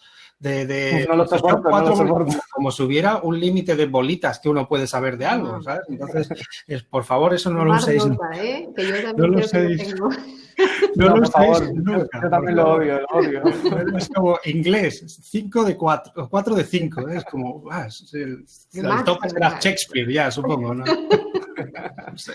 Y yo me imagino que les ha llegado, ¿no? O portfolios, currículums, y en las propias entrevistas, ¿alguna anécdota que tengan de algo muy creativo o algo quizá por el otro lado nada creativo o no sé, algo que les haya marcado? O incluso si tienen algún tipo de ritual cuando hacen alguna entrevista, como la pregunta clásica o disruptiva. Fíjate. Nosotros tenemos un proceso de contratación en el estudio que ha funcionado bastante bien y la verdad que la gente pues lo ha reconocido y la verdad es que estamos bastante orgullosos, por qué no decirlo, de ese proceso y nos funciona bien. Tenemos todo un texto enorme en la web que hay que leerse antes de aplicar a una candidatura y luego rellenar un typeform enorme con muchísimas preguntas para poder llegar, pero que nos valen a nosotros para empezar a ordenar luego este tipo de perfiles. Luego, los perfiles se van filtrando en función de lo que vamos necesitando. Algo que sí que hacemos y ponemos mucho empeño es en responder a todo el mundo, porque hemos estado del otro lado. Cuando estás aplicando a un sitio y no te responden, te sientes muy, muy mal. Entonces, sabemos que eso es importante. Y a medida que van pasando, pues luego tenemos entrevistas telefónicas, entrevistas personales y al final de todo lo que sí hacemos es siempre un café con el equipo. Y en ese café de esa persona con el equipo, de estar allí, conoces exactamente si esa persona va a encajar o no va a encajar. Y es algo que parece una tontería, pero realmente ahí es donde se ven esas soft skills en muy poco tiempo, no necesitamos más de media hora para saber si esa persona va a encajar, porque ya las aptitudes ya las sabes, o sea, sabes que esas dos personas podrían trabajar perfectamente en ese proyecto o en ese rol, pero ahora es ver cómo encaja un poco más con el equipo, ¿no? Y en ese café nos funciona, la verdad es que súper bien y nos encomendamos siempre al café. Ese es un momento muy chulo. Es como ahora toca el café, sí, la siguiente fase. Muy bueno. Por nuestro lado, funcionamos un poco diferente porque al ser una compañía tan grande tenemos un equipo de recursos humanos gigante. Claro, entonces ellos hacen como una criba, digamos, primera, donde hay muchas fases. Pero a mí me gusta intentar hackear que no me escuchen, pero intentar hackear ese proceso y me gusta buscar yo los perfiles, porque muchas veces cuando son gente de recursos humanos que no saben del perfil que están buscando, me llegan perfiles que no tienen sentido. Entonces, intento hacerlo al revés. Intento yo primero hacer una criba primera de ver perfiles que me cuadran, tanto a nivel técnico como a nivel de soft skills y de habilidades humanas, digamos. Y pasarles esos perfiles a recursos humanos y que luego ellos empiecen el proceso. Como recuerdo de alguna anécdota, no se me ocurre. Se me ocurren algunos casos en los que hemos pedido algún ejercicio o demás y nos han dado mucho más de lo que hemos pedido y es como, joder, qué bien que la gente se esfuerza tanto. ¿Sueles pedir el caso que te envíen algún tipo de caso o algo así? Sí, y esto es algo que me gusta aclarar porque hay a veces que lo han hecho conmigo y no me ha gustado nada. Yo cuando hago este tipo de ejercicios nunca tienen nada que ver con Telefónica, porque me parece, creo que Máximo estará de acuerdo conmigo, me parece bastante feo cuando una compañía te manda un ejercicio y tiene que ver justo con el trabajo del proyecto que estamos haciendo. Exacto. No está bien porque al final no sabes si te están usando como un trabajo gratis o no. Entonces, cuando yo mando ejercicios, por lo menos en mi caso personal, intento que sean de cosas que no tengan que ver con Telefónica, ni siquiera. Busco ejercicios en los que pueda ver las habilidades que estoy buscando, pues si estoy buscando a alguien que diseñe interfaz, pues busco algo que tenga un poco de dificultad a la hora de hacer una interfaz, o si estoy buscando a alguien que que tenga más parte de pensar y de conceptualizar y tal, pues le mando un ejercicio que sea muy complejo, que sea difícil de abordar y demás para ver cómo lo aborda. Pero nunca mandamos ejercicios que tengan que ver con nuestro producto o nuestra compañía, ¿no? Sí, a nosotros igual, ¿eh? No hacemos siempre, pero cuando hacemos esta parte de ejercicios son algo que no tiene nada que ver con proyectos del estudio, son cosas muy abiertas, muy generalistas, y que duran 2 horas. O sea, tenemos hecho, o hacemos uno de 2 horas o hacemos 2 de 1 hora. Es algo muy puntual y es que con eso yo creo que es más que suficiente para poder y no robarle el tiempo a nadie, de verdad, porque sí que es, como dice, hay ciertos procesos que yo creo que el sector aquí está cometiendo un error de semanas de trabajo para entregar algo en una prueba. Dejarlo claro, ¿no? Y te dicen no y ya está, no te dicen por qué. Luego hay una sensación ahí de pérdida que no sabes por qué te han dicho que no. Entonces, yo creo que ahí se están cometiendo errores y sí que el sector podría mejorar un poquito en eso. Sí, porque al final la metodología es la misma, ¿no? Aplicada, en este caso, a un proceso de selección, tal cual. Sí, no, y si realmente necesitas para tu proyecto que alguien le dedique semanas para hacer algo o días, pues se paga esa prueba. Es decir, es tiempo de alguien. Yo estoy seguro que si eres alguien tan grande como un Telefónica o alguien tan grande como una startup con mucha financiación, yo creo que puedes permitirte pagar esa persona ese tiempo para validar si funciona. O sea, pero bueno. Sí. Pues aquí estamos colgando en el chat una charla que hicimos hace un par de meses justamente hablando sobre habilidades blandas y que Carlos Velasco, el Product Manager de la escuela, tuvo un caso, nos contó mucho, nos hizo mucha gracia. María, no sé si puedes contar un poco la experiencia, pero que recuerdo que era el caso de un chico que envió... Ay, ya, no voy a hacer spoiler, perdón. Pero es una anécdota muy graciosa que tiene que ver con una forma muy creativa de enviar el portfolio, creo que era, ¿vale? Ya lo recuerdo, sí. ¿Sí? Yo estaba en ese evento. Vale, no vamos a hacer spoiler, para que vean el vídeo hasta el final. Ya está. Vale, tengo otra pregunta que es súper interesante también, que iba sobre... lo envía Flavia Bernardes, que habla sobre el tema de cómo mantenernos creativos, cómo mantenernos ¿no? con esta biblioteca actualizada, ¿no? Para poder seguir creando cosas novedosas. Sí, en general, ¿qué hacéis? O a nivel de equipo, ¿cómo se mantienen para que el ritmo no pare?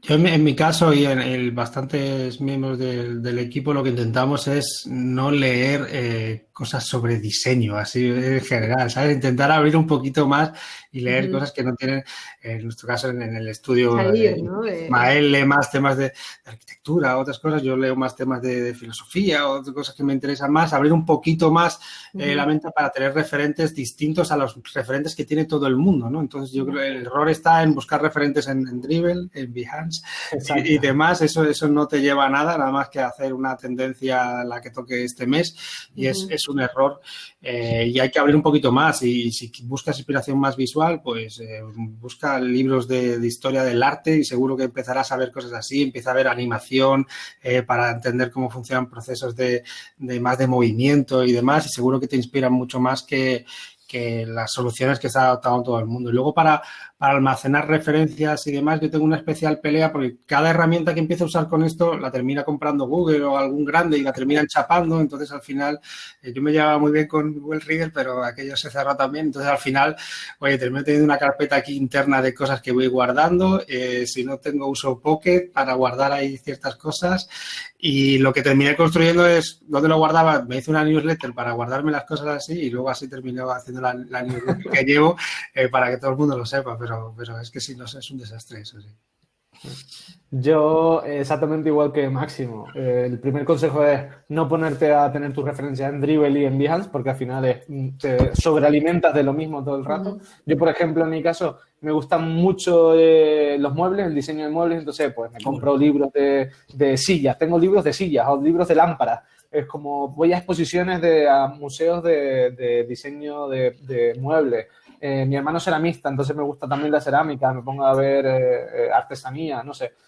Intento buscar referentes fuera de la pantalla, digamos, ¿no? Hago, por ejemplo, ahora menos, pero estuve unos años en los que hacía collage, pero de verdad, cortados en revistas y el papel, todos los días hacía un collage. O sea, intento tener ese. Respecto a dónde lo guardo, yo he decidido ya no guardarlo, porque también me pasa lo mismo. Tenía muchas herramientas, guardaba las cosas, luego las perdía, luego ya las tenía desordenadas por todos lados. Ya he decidido que, bueno, lo veo, se me almacena algo, yo tengo la sensación de que algo se me queda en el cerebro y ahí ya que esté ahí guardado como sea. He desistido ya. Sí, no, hay demasiado síndrome de Diógenes digital. Sí, totalmente. Demasiado. Aquí una última pregunta sobre el tema portfolio, porque de hecho es algo que está saliendo bastante también. ¿Qué opinan de la plataforma Medium como portfolio? Vale. ¿Qué recomendarían? ¿Qué otras herramientas? Es como todo, esto va siempre por fases y ahora parece que Medium es una mala herramienta. Hace un año era perfecto. Era la mejor. Claro, a ver, Medium es un sitio, al final no deja de ser una especie de red social donde tú escribes y eso ya por solo escribirlo allí ya te da cierta difusión y eso para alguien que no tiene exposición le puede venir bien, pero por contrapartida estás poniendo tu contenido al servicio de otro, ¿no? Entonces, ojo con rechazarlo solo porque el contenido ya no sea tuyo, porque sí que vas a tener una cierta repercusión poniéndolo en Medium, que no lo vas a tener seguramente si lo pongas en una web tuya, que no va a llegar nadie en un primer momento, ¿no? Entonces, bueno, es balancear. Nosotros, por ejemplo, en el estudio, que teníamos todos los casos de estudio y demás en Medium, ahora los estamos migrando todos a nuestro blog, pero desde luego no los vamos a quitar de allí, porque lo tenemos más que contrastado que nos llegan bastantes leads y demás a través de ellos, ¿no? Entonces, bueno, mientras que podamos usar esa herramienta como difusión, ahora el contenido pues luego sí está también en nuestro blog y demás, pero a mí no me parece mal. Sí, yo, igual que Máximo, opino lo mismo. Yo he visto casos de uso de Medium como un portfolio donde me ha gustado porque lo que han hecho es contar los casos de estudio que hablábamos antes. Cuentas como al final estás limitado en el diseño, digamos, no puedes ponerlo todo lo bonito porque es como muy estricto. Te centras más en explicar el proceso, en explicar todas las fases. Y yo las veces que me he encontrado portfolios ahí me han parecido interesante por eso, porque se centran más en explicar el proceso y entonces para mí eso es bueno. Sí. Tú te puedes poner cuánto tiempo te vas a demorar en leer todo el documento también, ¿no? Entonces también puedes organizar y decir, vale, esto no es algo que voy a tener que estar ahí dándole y dando clics, sino o sea, algo que claro. ¿no? Genial. Cuando, o sea, son 7:30, nos queda 10 minutitos más para ir cerrando. Cuando hablábamos antes de prototipado, ¿no? Como que siempre nos lleva a hablar siempre de producto digital, ¿no? Automáticamente nos vamos a hablar de webs, de apps y demás. Pero, ¿qué pasa si hablamos de servicios, si hablamos de espacios físicos? ¿Cómo se prototipa en esos casos? ¿Qué ejemplos tienen de proyectos, por ejemplo?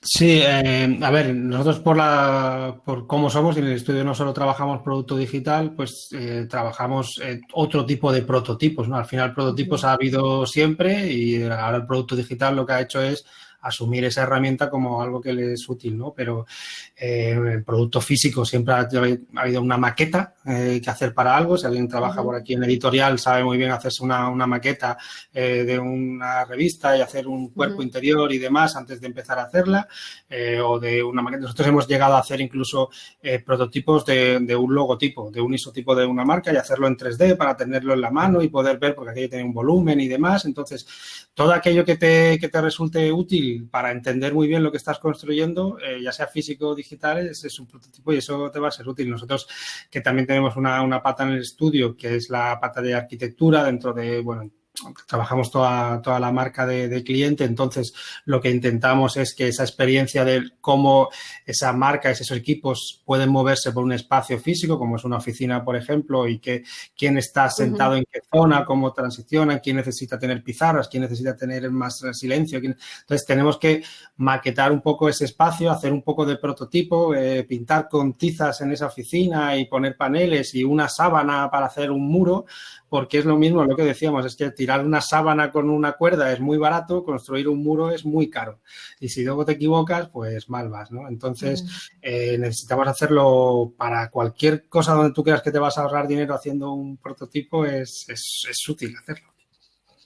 Sí, yo, aunque me hubiera encantado, no he diseñado ningún espacio todavía, aparte de un prototipo para el piso de mi chica, es lo máximo que he hecho, pero sí que hemos hecho algunas cosas de prototipado de servicios en Telefónica o prototipados de un producto físico. Quizás lo más cercano que estuvimos fue diseñar un mando de televisión, pues ahí tuvimos que hacer prototipos en cartón para ver el tamaño, para ver la posición de los botones, a dónde llega el pulgar, a dónde no, ver qué botones van a tener más importancia y hay que ponerlos más cerca de la zona del pulgar y demás.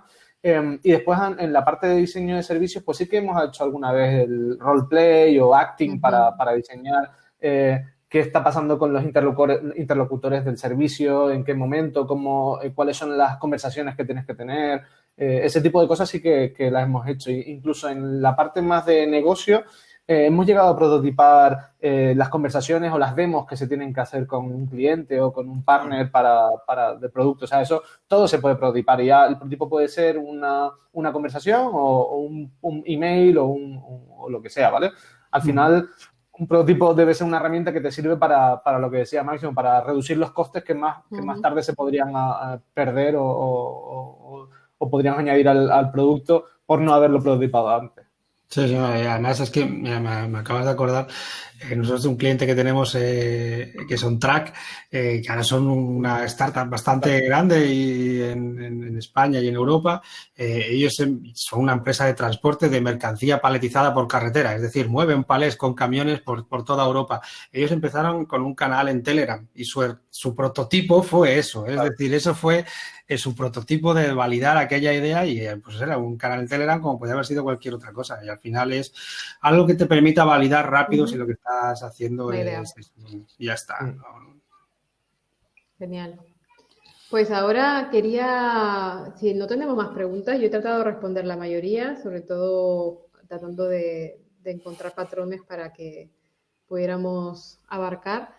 Y sobre todo, si alguien tiene alguna pregunta o si alguien quiere decirle algo a Máximo y a David, es el momento de entrar a escena. Si alguien dice yo lo puedo llamar y podemos invitarlos aquí. Subes al escenario, así en plan, sí, como si fuéramos los magos. La opción es esa, la opción es yo doy la opción y si no, llamo directamente. A ver si alguien se anima. ¿Quién se anima? A ver, aquí ya tenemos muchas personas que ya son conocidos, que ya han venido varias veces, así que tengo yo aquí venga, que es divertido eso. Venga, ¿quién se sube? ¿Quién se anima a hacer alguna pregunta o a comentar algo? Quizá algunas otras recomendaciones, ¿no? Que os haya pasado en el trabajo, que puedan compartir también con todos. A ver, no todos a la vez, por favor. Bueno, aquí Nicole está escribiendo. Venga, Nicole. Venga, ánimo. Mira, valiente. Ahora, dice adiós ahora. Pero, no sé por qué, pero... Y me Isabela también. Ya me voy, ¿no? Gracias. ¿Qué dice Nicole?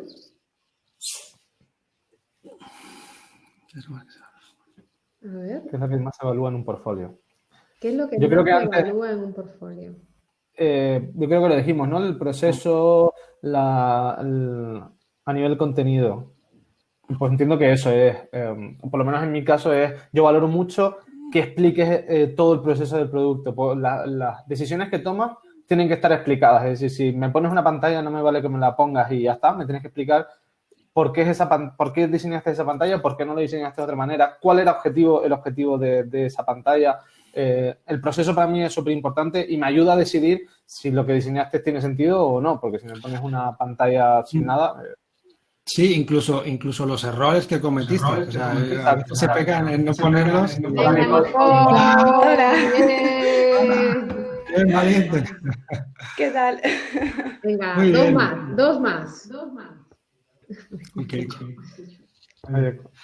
¿Te respondimos a la pregunta, Nicole? Sí, a ver, yo era más que nada porque yo estoy estudiando Lane Internacional, entonces sí que nos piden como al final de carrera tener un portfolio hecho para realmente plasmar todos los aprendizajes y todo lo que hemos ido desarrollando durante la carrera.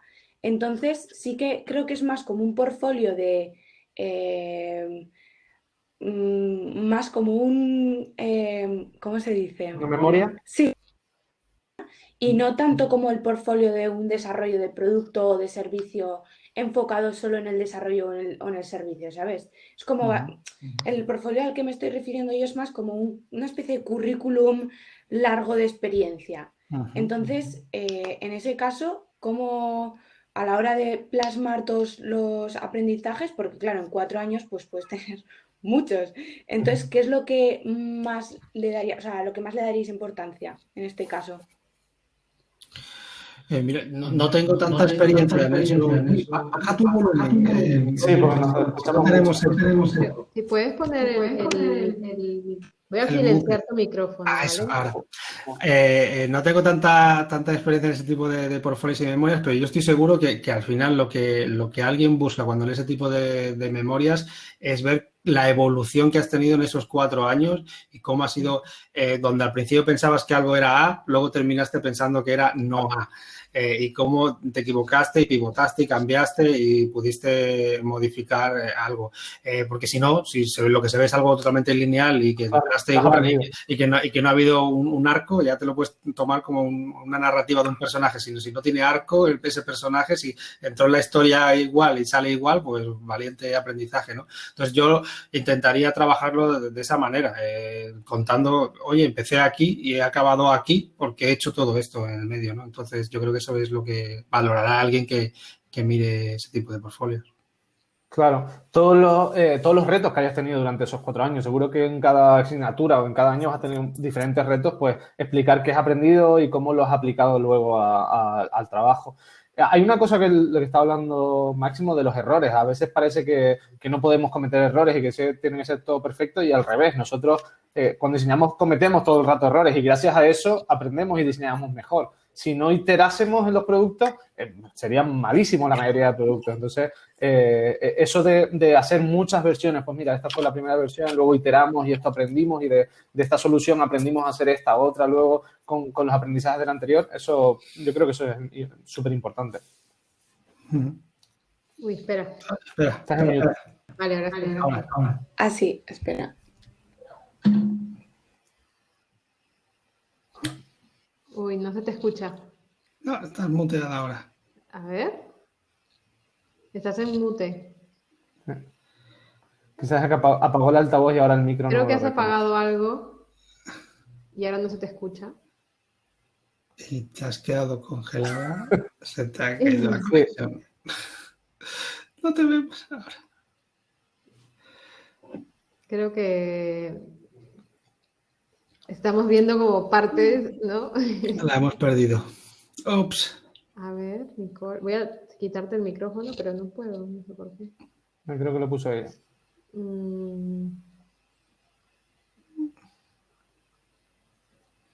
No. Maldita tecnología. Sí. Escríbenos. Si lo puedes escribir mejor, Nicole. Creo que quedará más claro. No sé si nos escucha tampoco. Nicole, mejor si nos escribes. Sí, no te oímos. Voy a... Como que se ha quedado colgado. Sí, no sé si bueno. Tenemos... Nicole, nos escribes, ¿vale? Y así también te vamos respondiendo por aquí. Sí, ha perdido la conexión. Yo, por enganchar con lo último que decía David, mientras que llega la siguiente pregunta, el tema de los errores ya no es solo contarlo en el propio portfolio o en ese caso de estudio, es que no sé si lo hemos sido suficientemente claro en esto, pero es que cualquier prototipo lo que vale es para ver errores. Es decir, claro. Si no hay errores en un prototipo, algo pasa, ¿eh? O sea, si estás probando algo y no hay ningún error y todo es como te esperabas, es que no has sido lo suficientemente ambicioso o no sé qué está pasando, pero es muy raro. Entonces, es que los prototipos valen para encontrar errores. Entonces, si estás contando todo tu portfolio y resulta de que nunca ha habido un error, que todo ha sido perfecto, pues no es el mundo real. El mundo real cambiamos. Eso es súper interesante. Entonces, contadlo así, yo recomendaría que lo contarais así los portfolios, los casos de estudio, porque es la realidad, es lo que es. Sí, otra cosa que a mí me gusta hacer, y creo que en mi portfolio tengo así, es los retos o los problemas que encontramos, ¿vale? Una cosa que me gusta es responder, pues no sé, en este proyecto, pues tuvimos un problema gordo porque la tecnología, no sé, estoy recordando ahora uno sobre la marcha, me acuerdo, el proyecto en que teníamos que diseñar para la televisión, para el descodificador, los decodificadores eran muy viejos y no aceptaban tecnología nueva, entonces los diseños tenían que ser muy limpios porque si no la experiencia iba como muy lenta, ¿cómo se dice? Sí, la carga, ¿no? Sí, exacto, no se cargaba bien, se cargaba lento, entonces teníamos que pensar muy bien en la fase de carga, en cómo cargábamos el contenido, claro. En hacer... Porque era un problema que si tú diseñas el producto en tu ordenador, en tu MacBook Pro i7 de la hostia, pues te va genial, pero claro, cuando lo ves en un usuario real que a lo mejor va a usar un ordenador de hace 7 años, pues la experiencia va a ser malísima. Entonces tienes que pensar, claro. pues poner esos tipos de problemas. Claro, pues alguien que está evaluando, si solo ve esa pantalla, dice, uy, pues esta pantalla es muy pobre, ¿no? O esa pantalla no va... Claro, exacto. Si yo solo veo eso, pues que no puedo entenderlo, entonces me voy a quedar solo con lo visual, pero es que eso tenía un porqué, y si tenía un porqué, exacto. lo quiero saber. Puede pasar de, joder, qué diseño más feo, a decir, hostia, claro, es que era lo mejor que pudieron hacer con la tecnología que tenían. Claro. Y aquí otra pregunta de temas así más de talento y de trabajo, ¿no? Hablaron que al iniciarse en el mundo de la UX, en general se da como becario. No necesariamente, pero bueno, sí. Pero ¿qué pasa cuando ya existe una experiencia en consultoría, por ejemplo, que se podría asemejarse a un tema de research? ¿Qué recomendarían para iniciarse y no caer en entrar como un becario, ¿no? Como un junior? Bueno, es que no debería caer como un becario, una persona que tiene una experiencia ya así no debería caer. Nosotros en el estudio, por ejemplo, no cogemos becarios como tal, porque primero, porque no tenemos la capacidad como para poder estar mentorizando a un becario, porque un becario no es alguien que te va a sacar trabajo, sino es alguien que está allí para aprender, entonces tienes que estar, entonces, como somos pequeñitos y no tenemos la capacidad para poder, entonces no metemos perfiles becarios. Sí metemos perfiles juniors, que traen una experiencia cada uno en su sector, o que han estado haciendo a lo mejor una práctica en otro sitio y ahora sí que entran. Entonces, hay que validarlo. Es que alguien que ha tenido ya una experiencia previa en research y demás no puede entrar como becario, la verdad. Es que no. Claro. Y eso todo al final se ve en la entrevista, Laura. O sea, al final esto es sentarte, contar todo lo que justo comentaba también Nicole, ¿no? O sea, yo tengo esta experiencia desde tal año a tal año.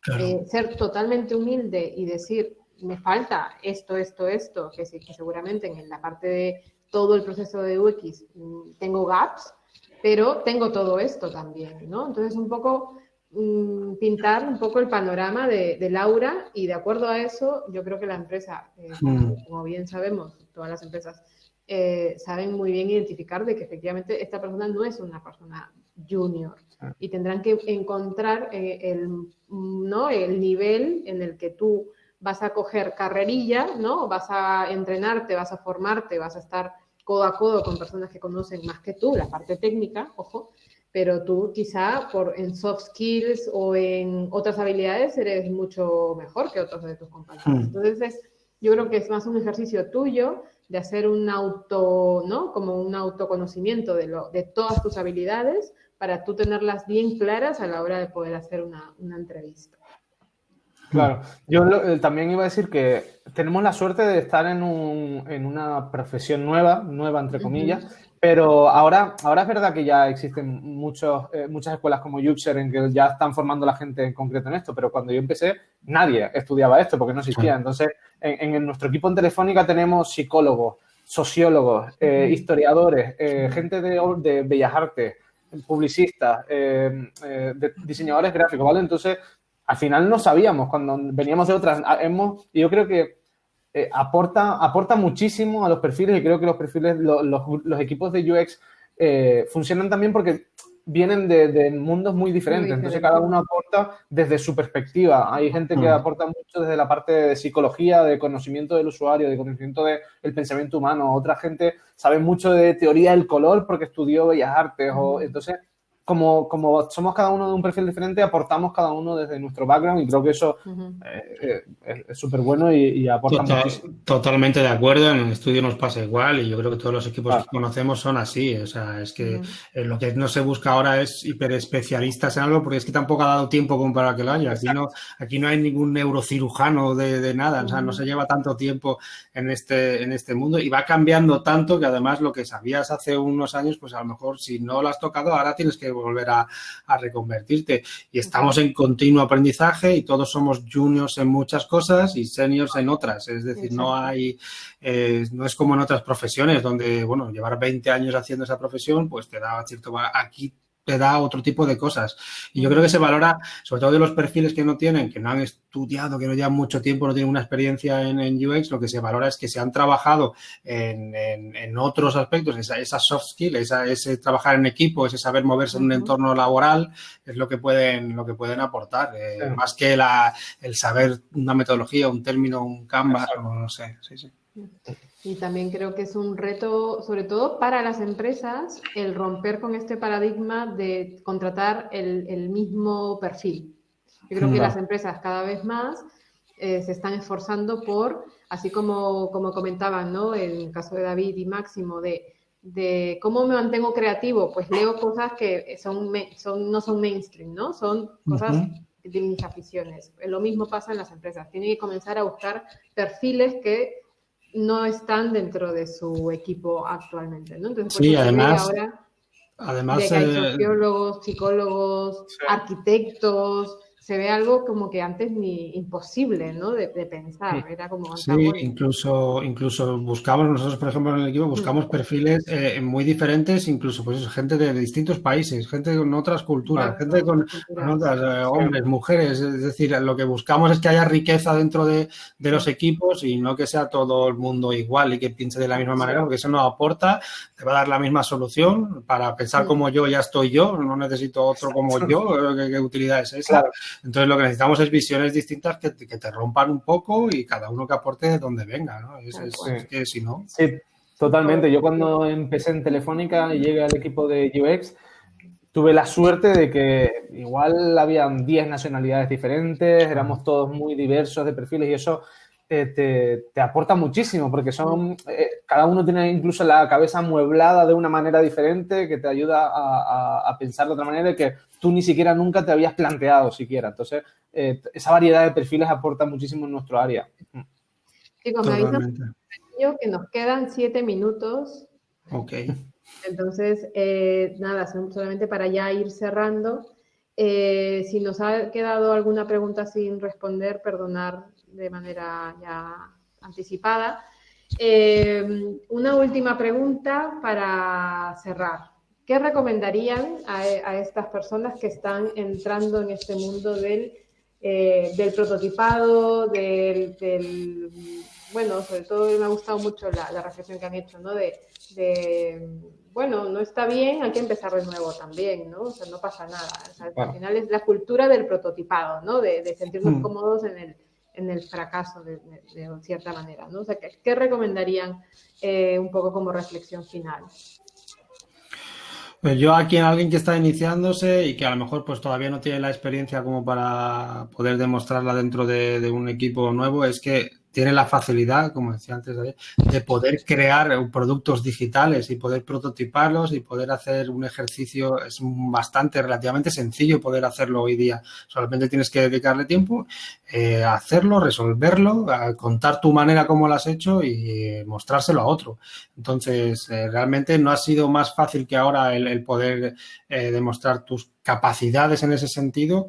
a un equipo que te quiere contratar. Entonces, bueno, estar en escuelas como Uxer, donde has podido aprender las metodologías, los recursos, las herramientas, un poco cómo funciona el proceso, ahora ya lo tienes en la cabeza, vale, pues ahora que ya sabes esto, que seamos realistas, tampoco es Science Rocket esto, ¿vale? Es entenderlo y tenerlo claro. Ahora, aplícalo en lo que puedes hacerlo, en esos pequeños proyectos que tú te inventes o en un side project, como decíamos antes, y contarlo, mostrarlo y presentarlo de la mejor manera que puedas.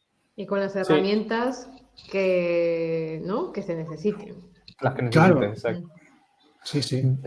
Yo quería añadir a lo que dice Máximo, que estoy totalmente de acuerdo, que intentes probar todas las veces que puedas, que parece que tenemos mucha prisa por ir al ordenador y ponernos a diseñar y dejarlo todo bonito, pero todos tenemos papel en casa, lápiz y amigos con los que probar. Y hasta que no lo empiezas a hacer, parece que no vale para nada. Yo es verdad que yo lo reconozco. Al principio decía, es que hacer dibujitos eso es un postureo y tal. Pero cuando te pones de verdad y te pones a dibujar y en 3 minutos diseñas algo, lo enseñas y le haces a alguien usarlo, es que te estás dando cuenta de muchas cosas que a lo mejor ni te habías planteado. Entonces, probar, iterar y hacer todas las versiones necesarias que necesites en cualquier herramienta, desde papel y lápiz hasta Keynote o hasta Framer, si sabes JavaScript y quieres hacerlo algo como súper fino. O sea, todo lo que sea probar antes de ponerte a desarrollar o a perder tiempo, recursos en eso, bienvenido sea, porque vas a aprender. Y yo con relación a lo que estaba preguntando aquí también Ángela, de esas ofertas que no se publican en web y redes sociales, yo lo que diría es que te movieras por eventos, hicieras networking, También. fueras a todas las charlas, conocieras a mucha gente, porque seamos realistas, esto funciona mucho con el Cafés, cara a cara, cafés. tomar café, preguntar, tener muy poca vergüenza de pedirle a alguien, oye, ¿te puedo conocer y tal? La mayoría de la gente estamos muy predispuestos a abrirnos en este tipo de profesión y contar y compartir. Siempre va a haber alguien más borde, seguro. Pero por la mayoría, por mi experiencia y por la de muchos alumnos y demás que conozco, la gente suele ser muy, muy abierta. Sí, estoy de acuerdo. Y también mencionar canales en Slack. Que no, sí, perdón, ahora no vayas a eventos, no, perdón. No, ahora no. Bueno, eventos online, sí, perdón. Quería comentar también Slack, que hay un montón de canales y comunidades en Slack que puedes visitar tanto en Latinoamérica como en España, en la que la gente comparte muchísimo, es muy abierta, es lo que dice Máximo. La mayoría, siempre encontrarás a alguien que no, pero la mayoría de gente está dispuesta a hablar, a contarte, a decirte sus trucos, a compartir las ofertas de trabajo, de todo. O sea que hay que moverse. Genial. Pues muchísimas gracias. Se ha pasado las 2 horas, pero volando. Ha sido muy súper rápido, súper rápido. Me ha pasado muy bien. Espero que se lo hayan pasado súper bien. Aquí nos preguntan sobre todo en qué clases están. Bueno, sobre todo Máximo es mentor de la escuela. David también ha participado con nosotros en las visitas que hacemos, o sea, los alumnos cuando van a visitar las empresas. Pues David ha estado de host nos ha abierto las puertas de Telefónica para conocer el lab. Entonces, al final todos estamos dentro del ecosistema, como comentábamos, de Uxer, tanto la parte formativa como la parte de empresas. Así que bueno, que esperamos que se lo hayan pasado bien. Y esta grabación la tenemos grabada, la vamos a compartir también para que puedan entrar al canal de YouTube. Y en cuanto a contenido, yo creo que si hay alguna cosita más que quieran compartir por el chat, David y Máximo, si se les ocurre, estaría súper bien. Pero de igual manera, pues tenemos el canal de podcast de Uxer School, tenemos el canal de YouTube, donde hay muchísimos vídeos. Y yo creo que me quedaría sobre todo con una reflexión de tener curiosidad. Nos gusta algo, queremos experimentar, queremos ir a por ello, pues hacerlo. Tener curiosidad y proactividad.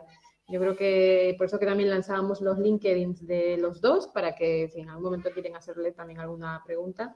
Yo creo que son 2 personas que siempre están súper abiertas a compartir su conocimiento. Así que nada. Yo acabo de dejar mis herramientas de prototipado y demás por ahí en el chat para que la gente antes creo que alguien lo pidió, para que no se me olvide. Mira, a las que pone voy a añadir yo esta, que es la que usamos ahora también para prototipos digitales. Y nada, muchísimas gracias por este ratito. Y empiezan los aplausos. Muchas gracias a todos. Empiezan los aplausos. Es verdad, hay que salir a aplaudir a las 8. Voy a tarde. Empezamos, Sí, empezamos. bueno, aplaudimos online, aunque sea. Sí. Hay que aplaudir. Muy bien, chicos. Oye, muchísimas gracias. Y de parte de toda la escuela, aquí también está María y Javi y Irene, pues nada, que eso. Te agradecemos nuestro tiempo y nos vemos a través de las redes. Muchas gracias a todos. Adiós. Gracias. Hasta luego, gracias. Nos vemos. Adiós a todos. Voy a hacerles una foto, a ver. Así, Adiós a todos. Adiós. Chao. Adiós. Cierro por aquí. Vale. Chao. Chao.